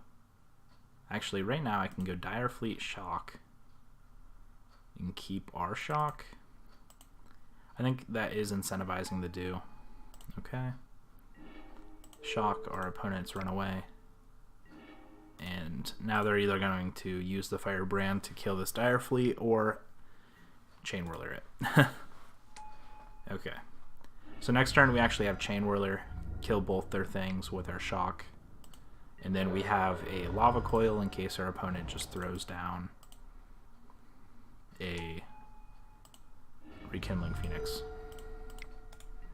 Alright, I feel like even though we're behind on life totals, I feel like our deck is in a decent spot right now. We're going to go ahead and run this Goblin Chainwhirler into our opponent. If he blocks, we have a second follow-up.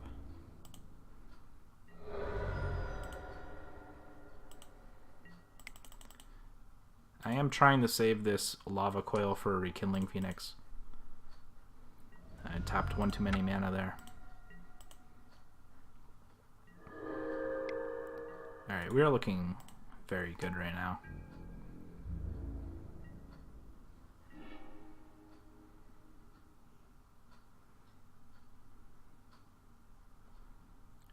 I think I want to Shivan Fire this Chain Whirler and swing in with both my goblins.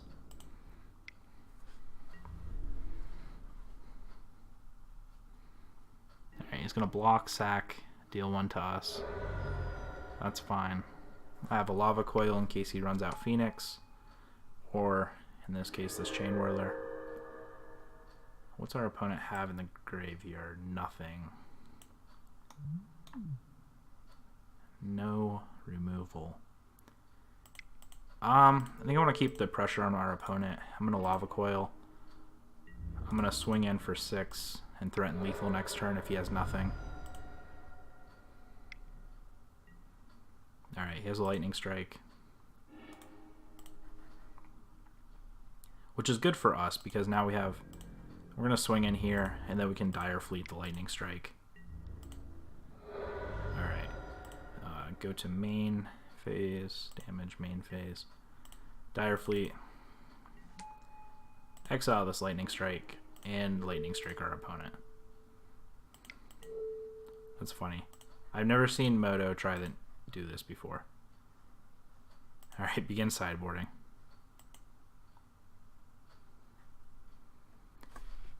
Okay, so our opponent is a low to the ground deck.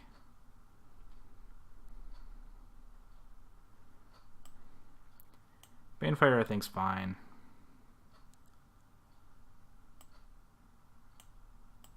Shivan Fire is probably good. I feel like this is a matchup I'd bring in the Fiery Cannonades.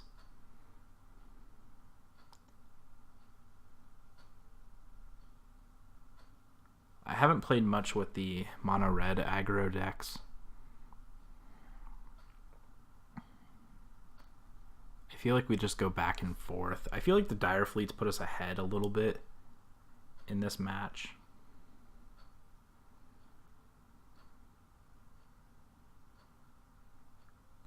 I'm almost wondering if the Siege Gangs aren't worth it because of our opponent's opposing Chain Whirlers.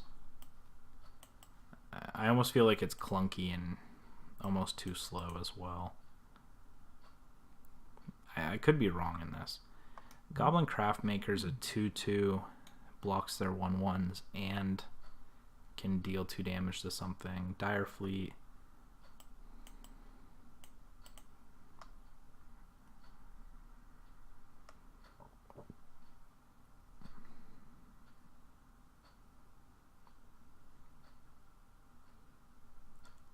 I guess my question is Fight with Fires and Legion Warboss.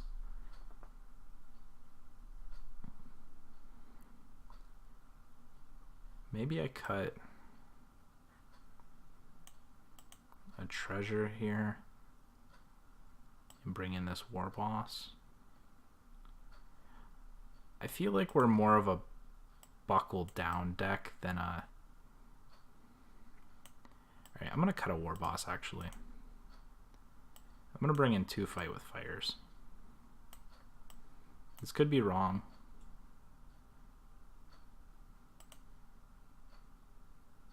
But I feel like it's a decent setup. We have our low to the ground things like Shock, and these are the hands I'm questioning. We have a turn 3 Goblin Chain Whirler, which is decent. If our opponent took more of a controlling route, we have a turn 2 Warboss. I think we're going to keep it. The question is, do I want to lead with a Goblin Craftmaker on turn 2 or turn 3 in case I need to blow it up immediately? Nothing for our opponent on turn 1. think I'll run out this Craft Maker on 2 probably. Besiege you, that's fine. Even if our Craft Maker is just... I think this Dire Fleet's too important for the moment.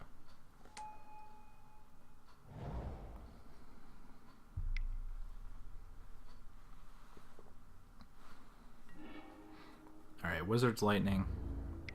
That was good. That just gained us 3 life, essentially. I'm going to go ahead and run out this Chain Whirler. That's fine. Lightning Strike it down.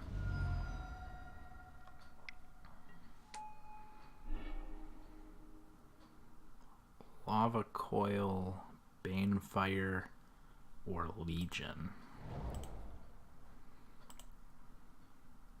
Or Lightning Strike. Alright, we're going to run out this Dire Fleet. We're going to grab this Lightning Strike. We're going to use the most mana efficient play and Lightning Strike our opponent's Goblin Chain Whirler. The next turn we have Lava Coil and War Boss.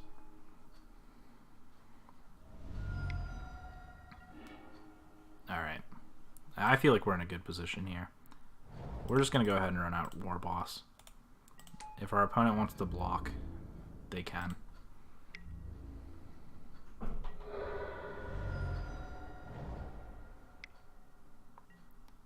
Alright, there's the Frenzy. He played out a land from his hand before he started this, so there could possibly just be a land on top of his deck. Alright, we have Banefire here. We have 2 Banefires. I think, being that all our cards are sorcery speed,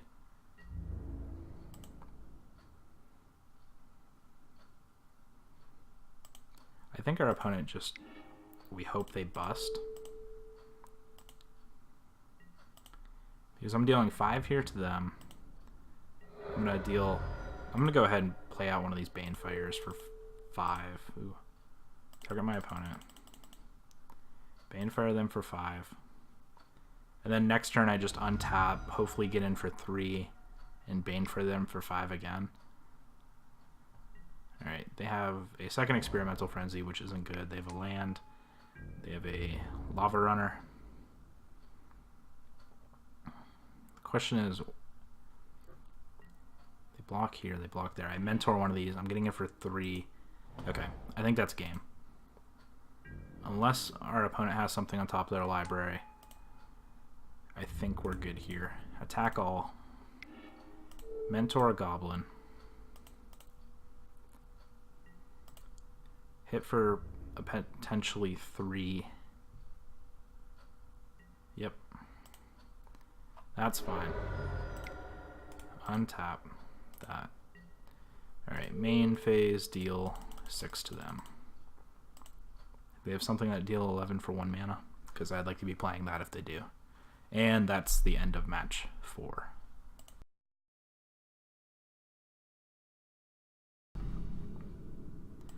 Hello everyone and welcome back for match number 5. Our record is currently 3-1.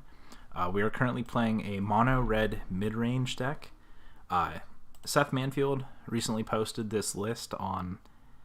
I'm sorry, he didn't post it, but he played it and posted a video to YouTube. He 5-0'd with the deck. We are currently 3-1. So far, the deck has been pretty decent. Our first 3 rounds were against some variations of blue control decks. Our last round was against a aggressive mono red deck, and so far we have just been having a blast. Our mana's been good because this is only mono red. It can grind with the control decks. It can race with the aggressive decks. This looks like our first green-black matchup. So I'm definitely curious how this turns out because I have not played this matchup yet. Alright, we're started off with a Crater Maker.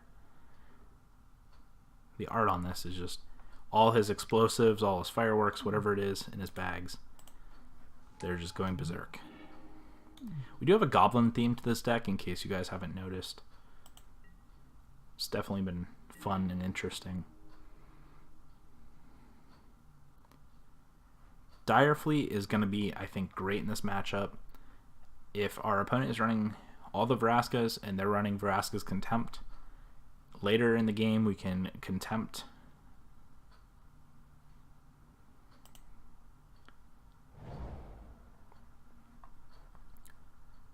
We can Contempt their Vraskas back at them, or use their removal spells against their own creatures.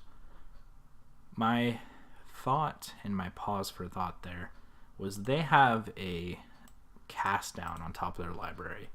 And if I run out this Legion Warboss, cast down is going to kill my Legion Warboss. But then I can cast down one of their creatures later in the game. Right now, I'm trying to figure out the value of the Lava Coils, the Legion Warboss, kind of where my hand's at, and seeing where my best threats can be. Because if this just trades, let me swing in for 2, I suppose.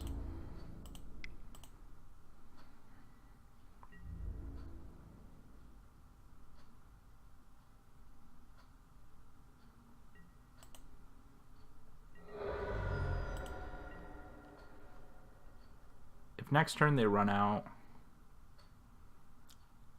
see, they have Find and Finality. They could also be on the Explore list with the, I can't think of the name of the card. It comes out as a 0/3 or a 1/3, and then every time you gain a life, you put a counter on it and gain 3 life. That could potentially be bad for us. So prioritizing cards in this matchup is going to be an interesting feat. I think I just want a Lava Coil here. And then if I need to, I can crack this Goblin on something he plays next turn. It could just be he plays a cast down next turn as well. I think I want to prioritize this Legion Warboss because it is a decent card. Question is just how much do I need to be incentivizing it. I think I'm going to run it out here. It's going to get hit by this cast down.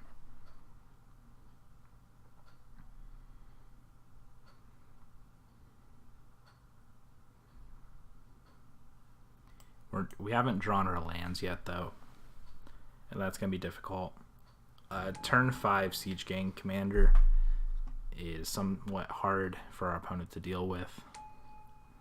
Alright, we're going to attack with everything here. Our opponent seems to be yielding for some reason. We got an extra Goblin, I think, out of it. Cast down. Interesting. I'm kind of surprised on that play by our opponent. Maybe a Chupacabra the follow-up here.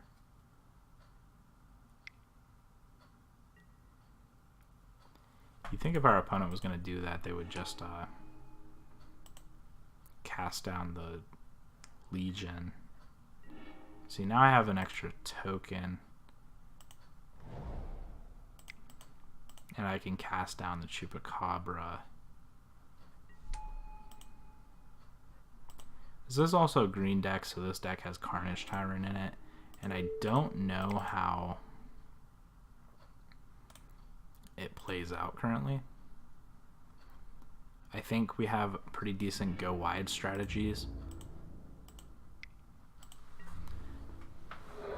I think Find and Finality are going to be difficult cards. I think if we can play smartly, not necessarily around those cards, but being aware of those cards, I think we can prioritize our threats. See, like right here, I'd want to run out of Siege Gang, but our opponent just has the potential to go Finality next turn.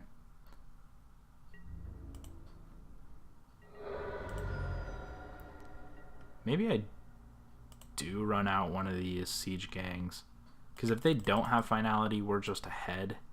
If they do have Finality, then we have a follow-up Siege Gang.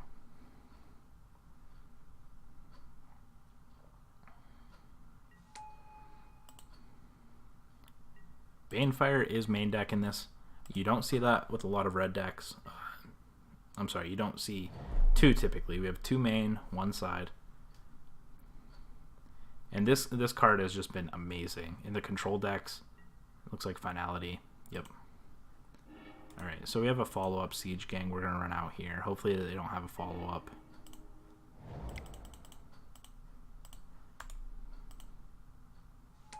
Thought we yield through playing that for a minute. Some Dominaria Goblins off our 10th edition Siege Gang Commander. Hopefully they don't have another Finality, but if they do, we can't do much about it. So they're playing out a... Looks like they drew 2 lands. A swamp.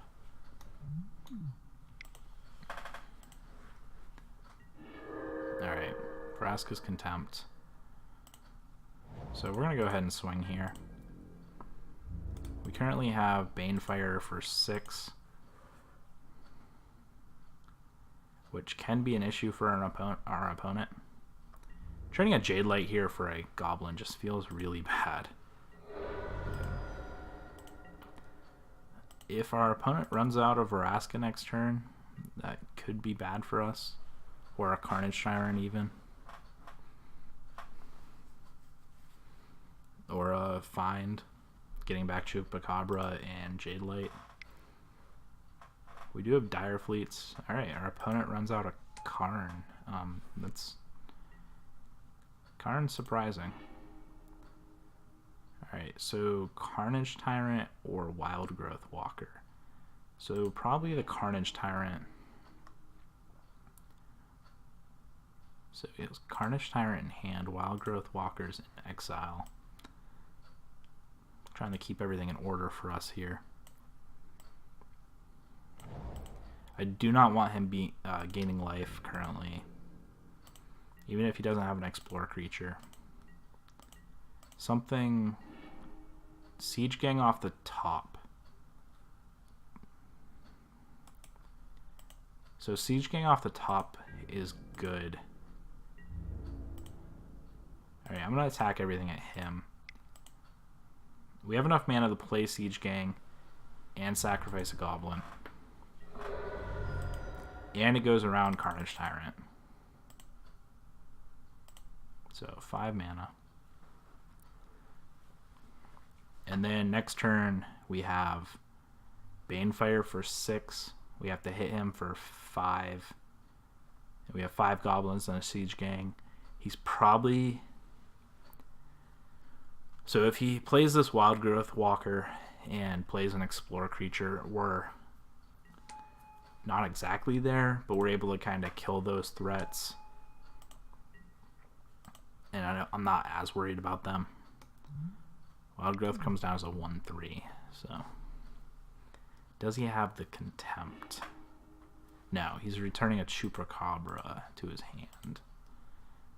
So he's not out of range yet. I'm actually surprised he chose Chupacabra over Jade Light. Whenever a creature you control explores. Yeah, he could have got 2 Jade Light triggers off of these this Wild Growth Walker if he would have negatived. Alright, so Midnight Reaper or Woodland Cemetery. I'm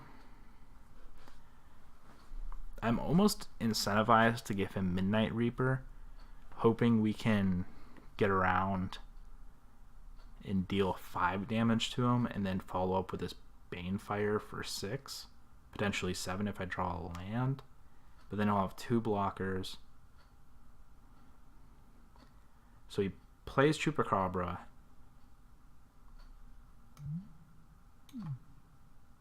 First. I kill Chupacabra. Or I just deal 2 to him. Puts him down to 9. He has a 4/4. I mean, he has a 2/2. I swing it for 4. Puts him down to 5. Banefire's lethal.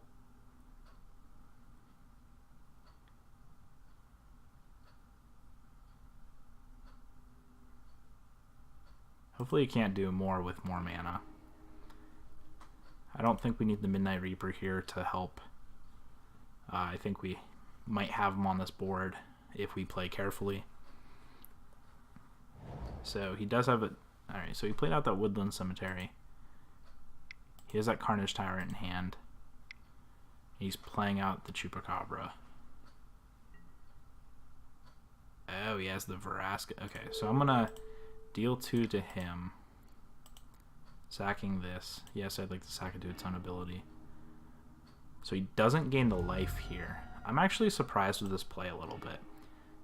So I only need to deal 3 to him. Yeah, I think he's just dead here. Alright. Good game. Okay, so I swing in for 3. Yeah, I have lethal here.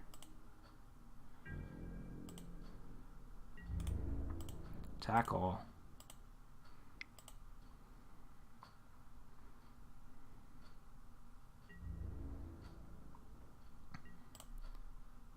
Hit him for 3. Alright, now I just Banefire him for 6. That's exactly lethal. That's why I'm surprised. I think if he would have gotten his Jade Light back instead of the Ravenous Chupacabra, minused and got the Wild Growth Walker back.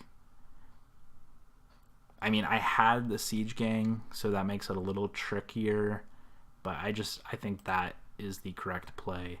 And the fact that he didn't Ravenous Chupacabra my Siege Gang, he attempted the Vraska's Contempt and then didn't gain the life. I think that cost him as well.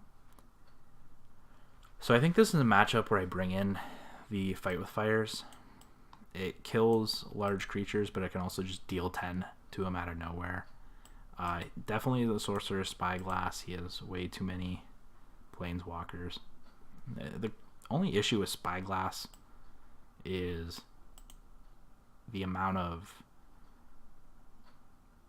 Planeswalkers he has that just simply kills Spyglass. Not to mention he probably runs some number of Assassin's Trophies. So this, I think, is the matchup I bring in Star. Star is destroy target land, deals 20 damage to each creature and each Planeswalker. This might also be a matchup I want Experimental Frenzy.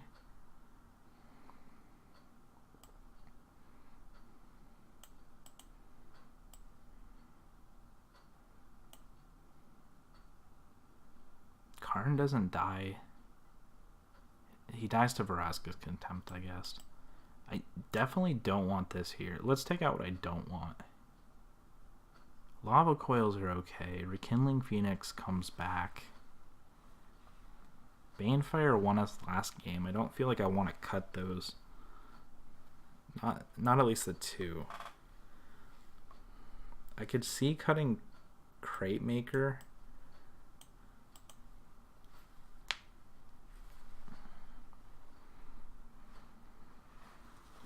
We have 1 minute left.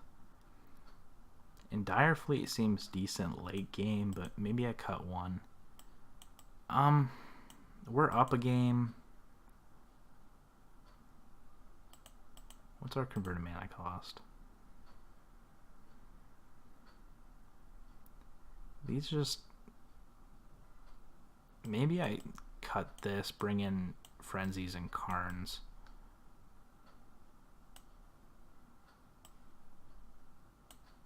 Take out a War Pause, keep 1 in. I'll keep it like this. Feels rough, but we'll see. Not sure if we lever card advantage here or just lava power or leverage powerful spells. So we're on the draw. We have 2 removal spells, a Goblin Chain Whirler. Well, we have 4 removal spells.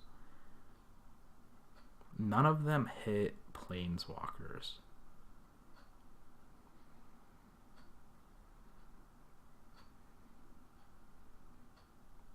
I'm going to keep this. I'm going to try and get rid of their Explore creatures early. Alright, there is the mountain.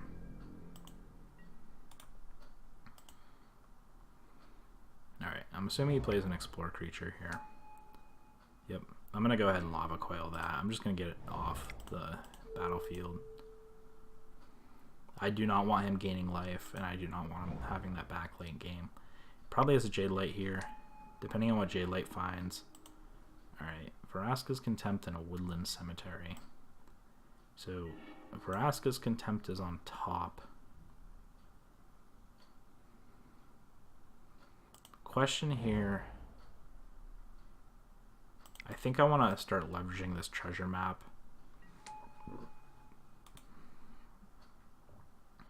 If he plays a Veraska next turn and ticks down on it, I can pull up with a Chain Whirler and finish off the Veraska, which I'm not too upset about.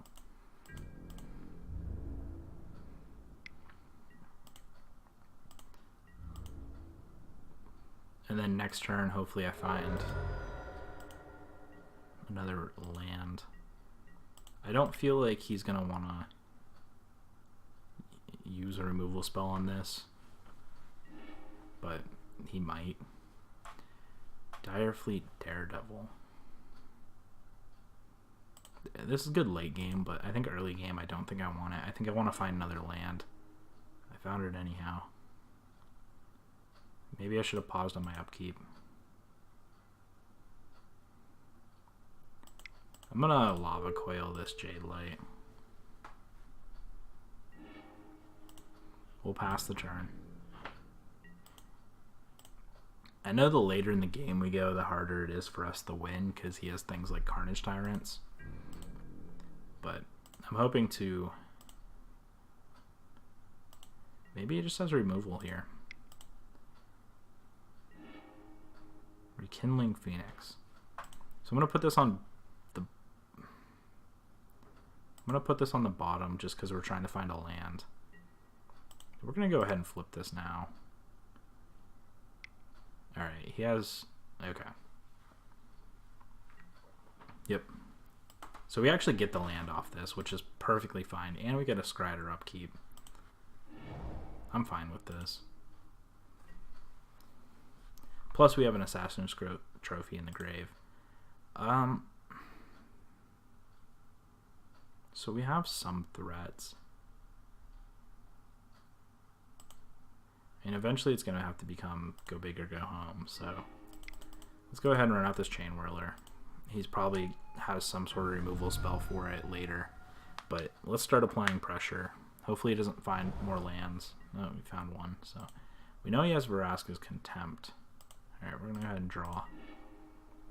That's okay. Swing in here for 3.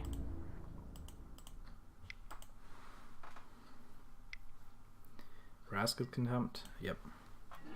Alright, so we're going to run out this Rekindling Phoenix here. Hopefully he doesn't have a second Veraska's Contempt we don't know about. And we're going to start applying pressure. Carnage Tyrant, possibly? Yep. Banefire. Alright, so that's not what we're looking for here. I'm half tempted here to Direfleet, killing Rekindling Phoenix, finding another land, because I think our way to win here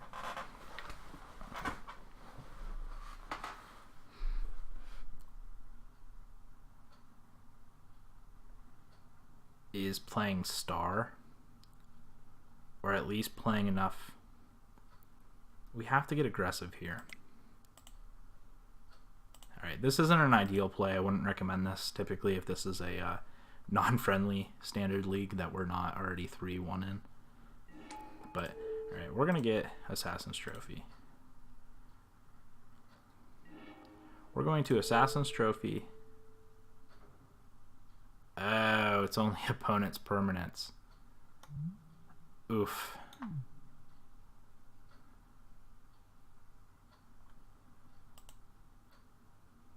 Alright, that was a misplay, guys. I'm sorry. I learned the hard way. Alright, we're gonna still, I guess, Assassin's Trophy, because we don't have anything to play here. I was hoping we were able to target our own permanent. I was going to kill our Rekindling Phoenix, get a land, and then hope he doesn't kill our Rekindling Phoenix anyhow. This does add a little more pressure on the board, I guess. It's just not the pressure we wanted at the time. Alright, so down to 7. I'm sorry, down to 10. Taking 7. Second, okay, he has Veraska's Contempt. Alright, we have another Rekindling Phoenix. I'm going to play this out here with the intent to block. We'll end up taking 3 off this Carnage Tyrant if he doesn't have anything. And then he can just buy back the... Okay. So I don't think we're going to win this game.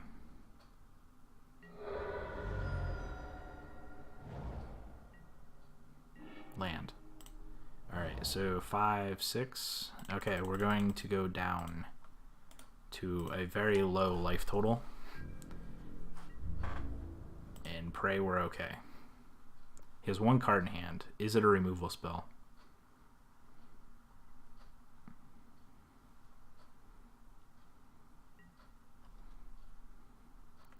I have to block with everything. Yep, go ahead and attack. Alright, so I'm going to block here, here, here, here. That's 6, and I take 2, 4, 5. And if he has any removal spell, I just lose. Okay, so we're going to play this. I'm going to hope to go land, because next turn he can Memorial Folly. And then... Alright, does he just have the removal spell? Okay, that's game. Begin sideboarding. First strike damage happened, and then... Okay, so he did kill our shock. Alright, we're on the play here. I'm sorry, he did kill our treasure map with an Assassin's Trophy. So he did prioritize that. I'm questioning the power of these Sorcerer's Spyglasses because he has so many removal spells.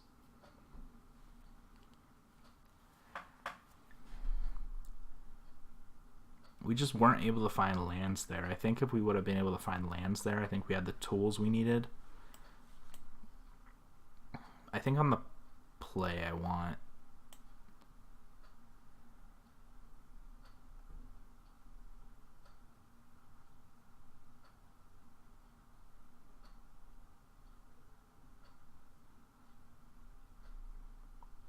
I want to take out an Experimental Frenzy because I just don't think we're low enough to be playing that card.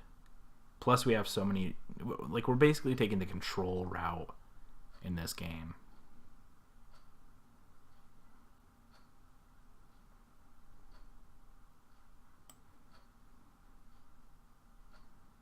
Like, I almost want a treasure map over another war boss or a siege gang.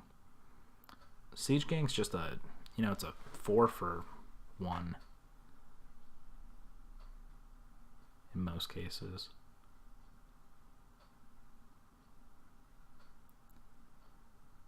Lava Coil, I can kill things.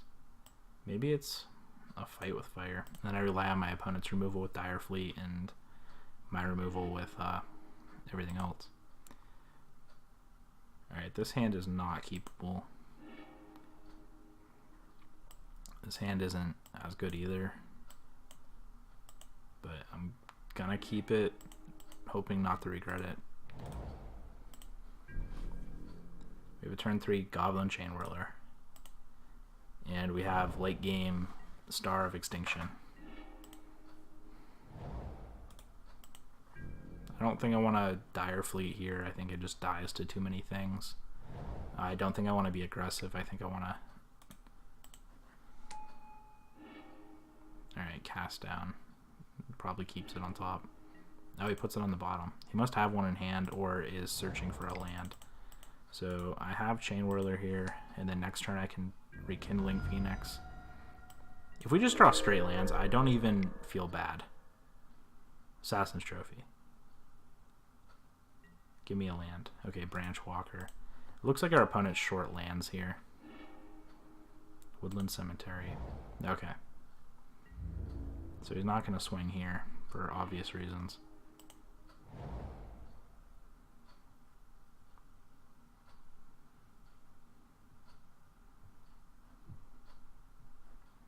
I'm just going to keep the Phoenix on block duty.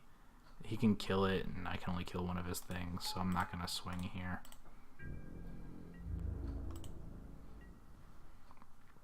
I'll start next turn swinging with this Rekindling Phoenix.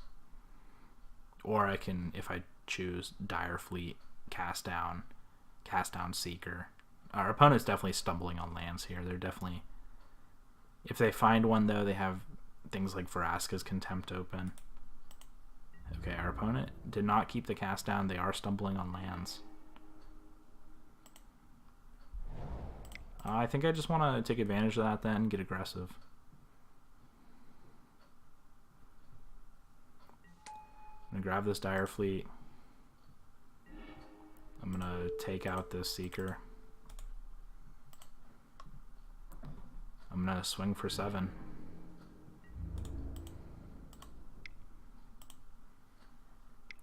We'll see what our opponent has. Assassin's Trophy, possibly. Okay, they have another cast down.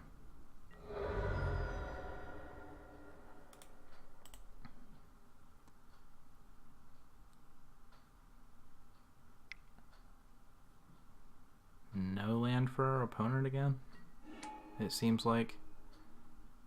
Okay. Death Gorge Scavenger, that can be an issue. Okay, we have the answer for that.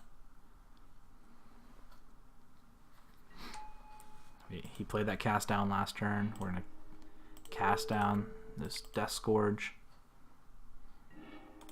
We're going to swing in for 6.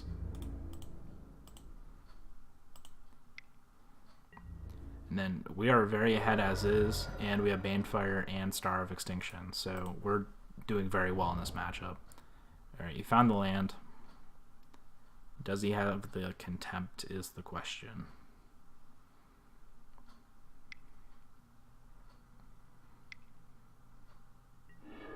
Okay, he does. Alright, so I'm going to swing in here.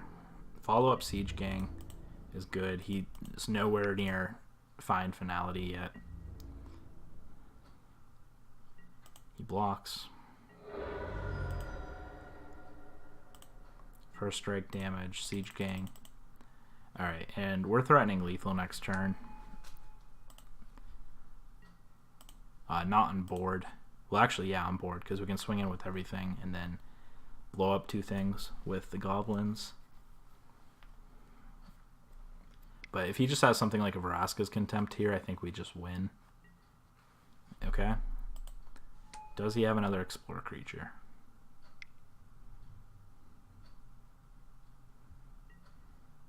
Okay. That's actually good for us because he's letting us get a mountain. 5. We swing for 5. That puts him to 1.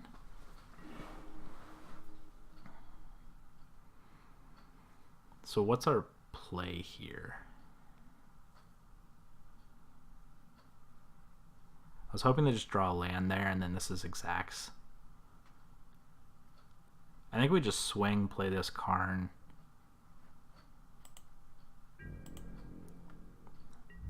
Because he's still behind.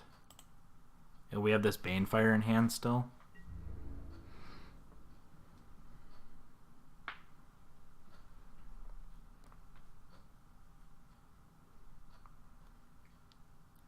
He has to block a Dire Fleet, right? If he doesn't block a Dire Fleet, we just win. And he doesn't. Alright, well, I guess we're on easy mode then. 5 to our opponent. I don't know what he was worried about. Alright. And we did it. We 4-1 to League.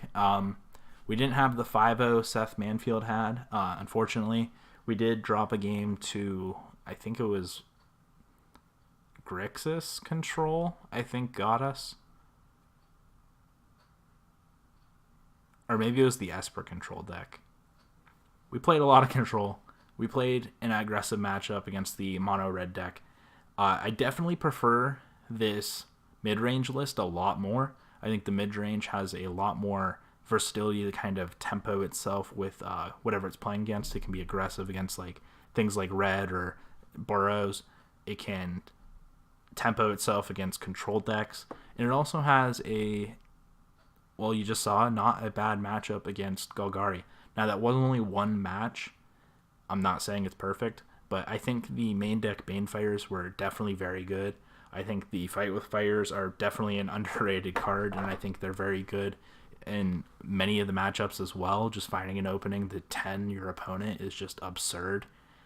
This deck has a lot of big mana, but it has a lot of ability to get there with the cards it has in it. So go ahead, like, comment, subscribe, share this if you enjoy the video. Share this if you enjoy the video, and let me know what you thought of the deck. Do you like the deck, or do you think it's trash, or whatever you think? Just let me know. Thank you, and I hope you all enjoyed watching.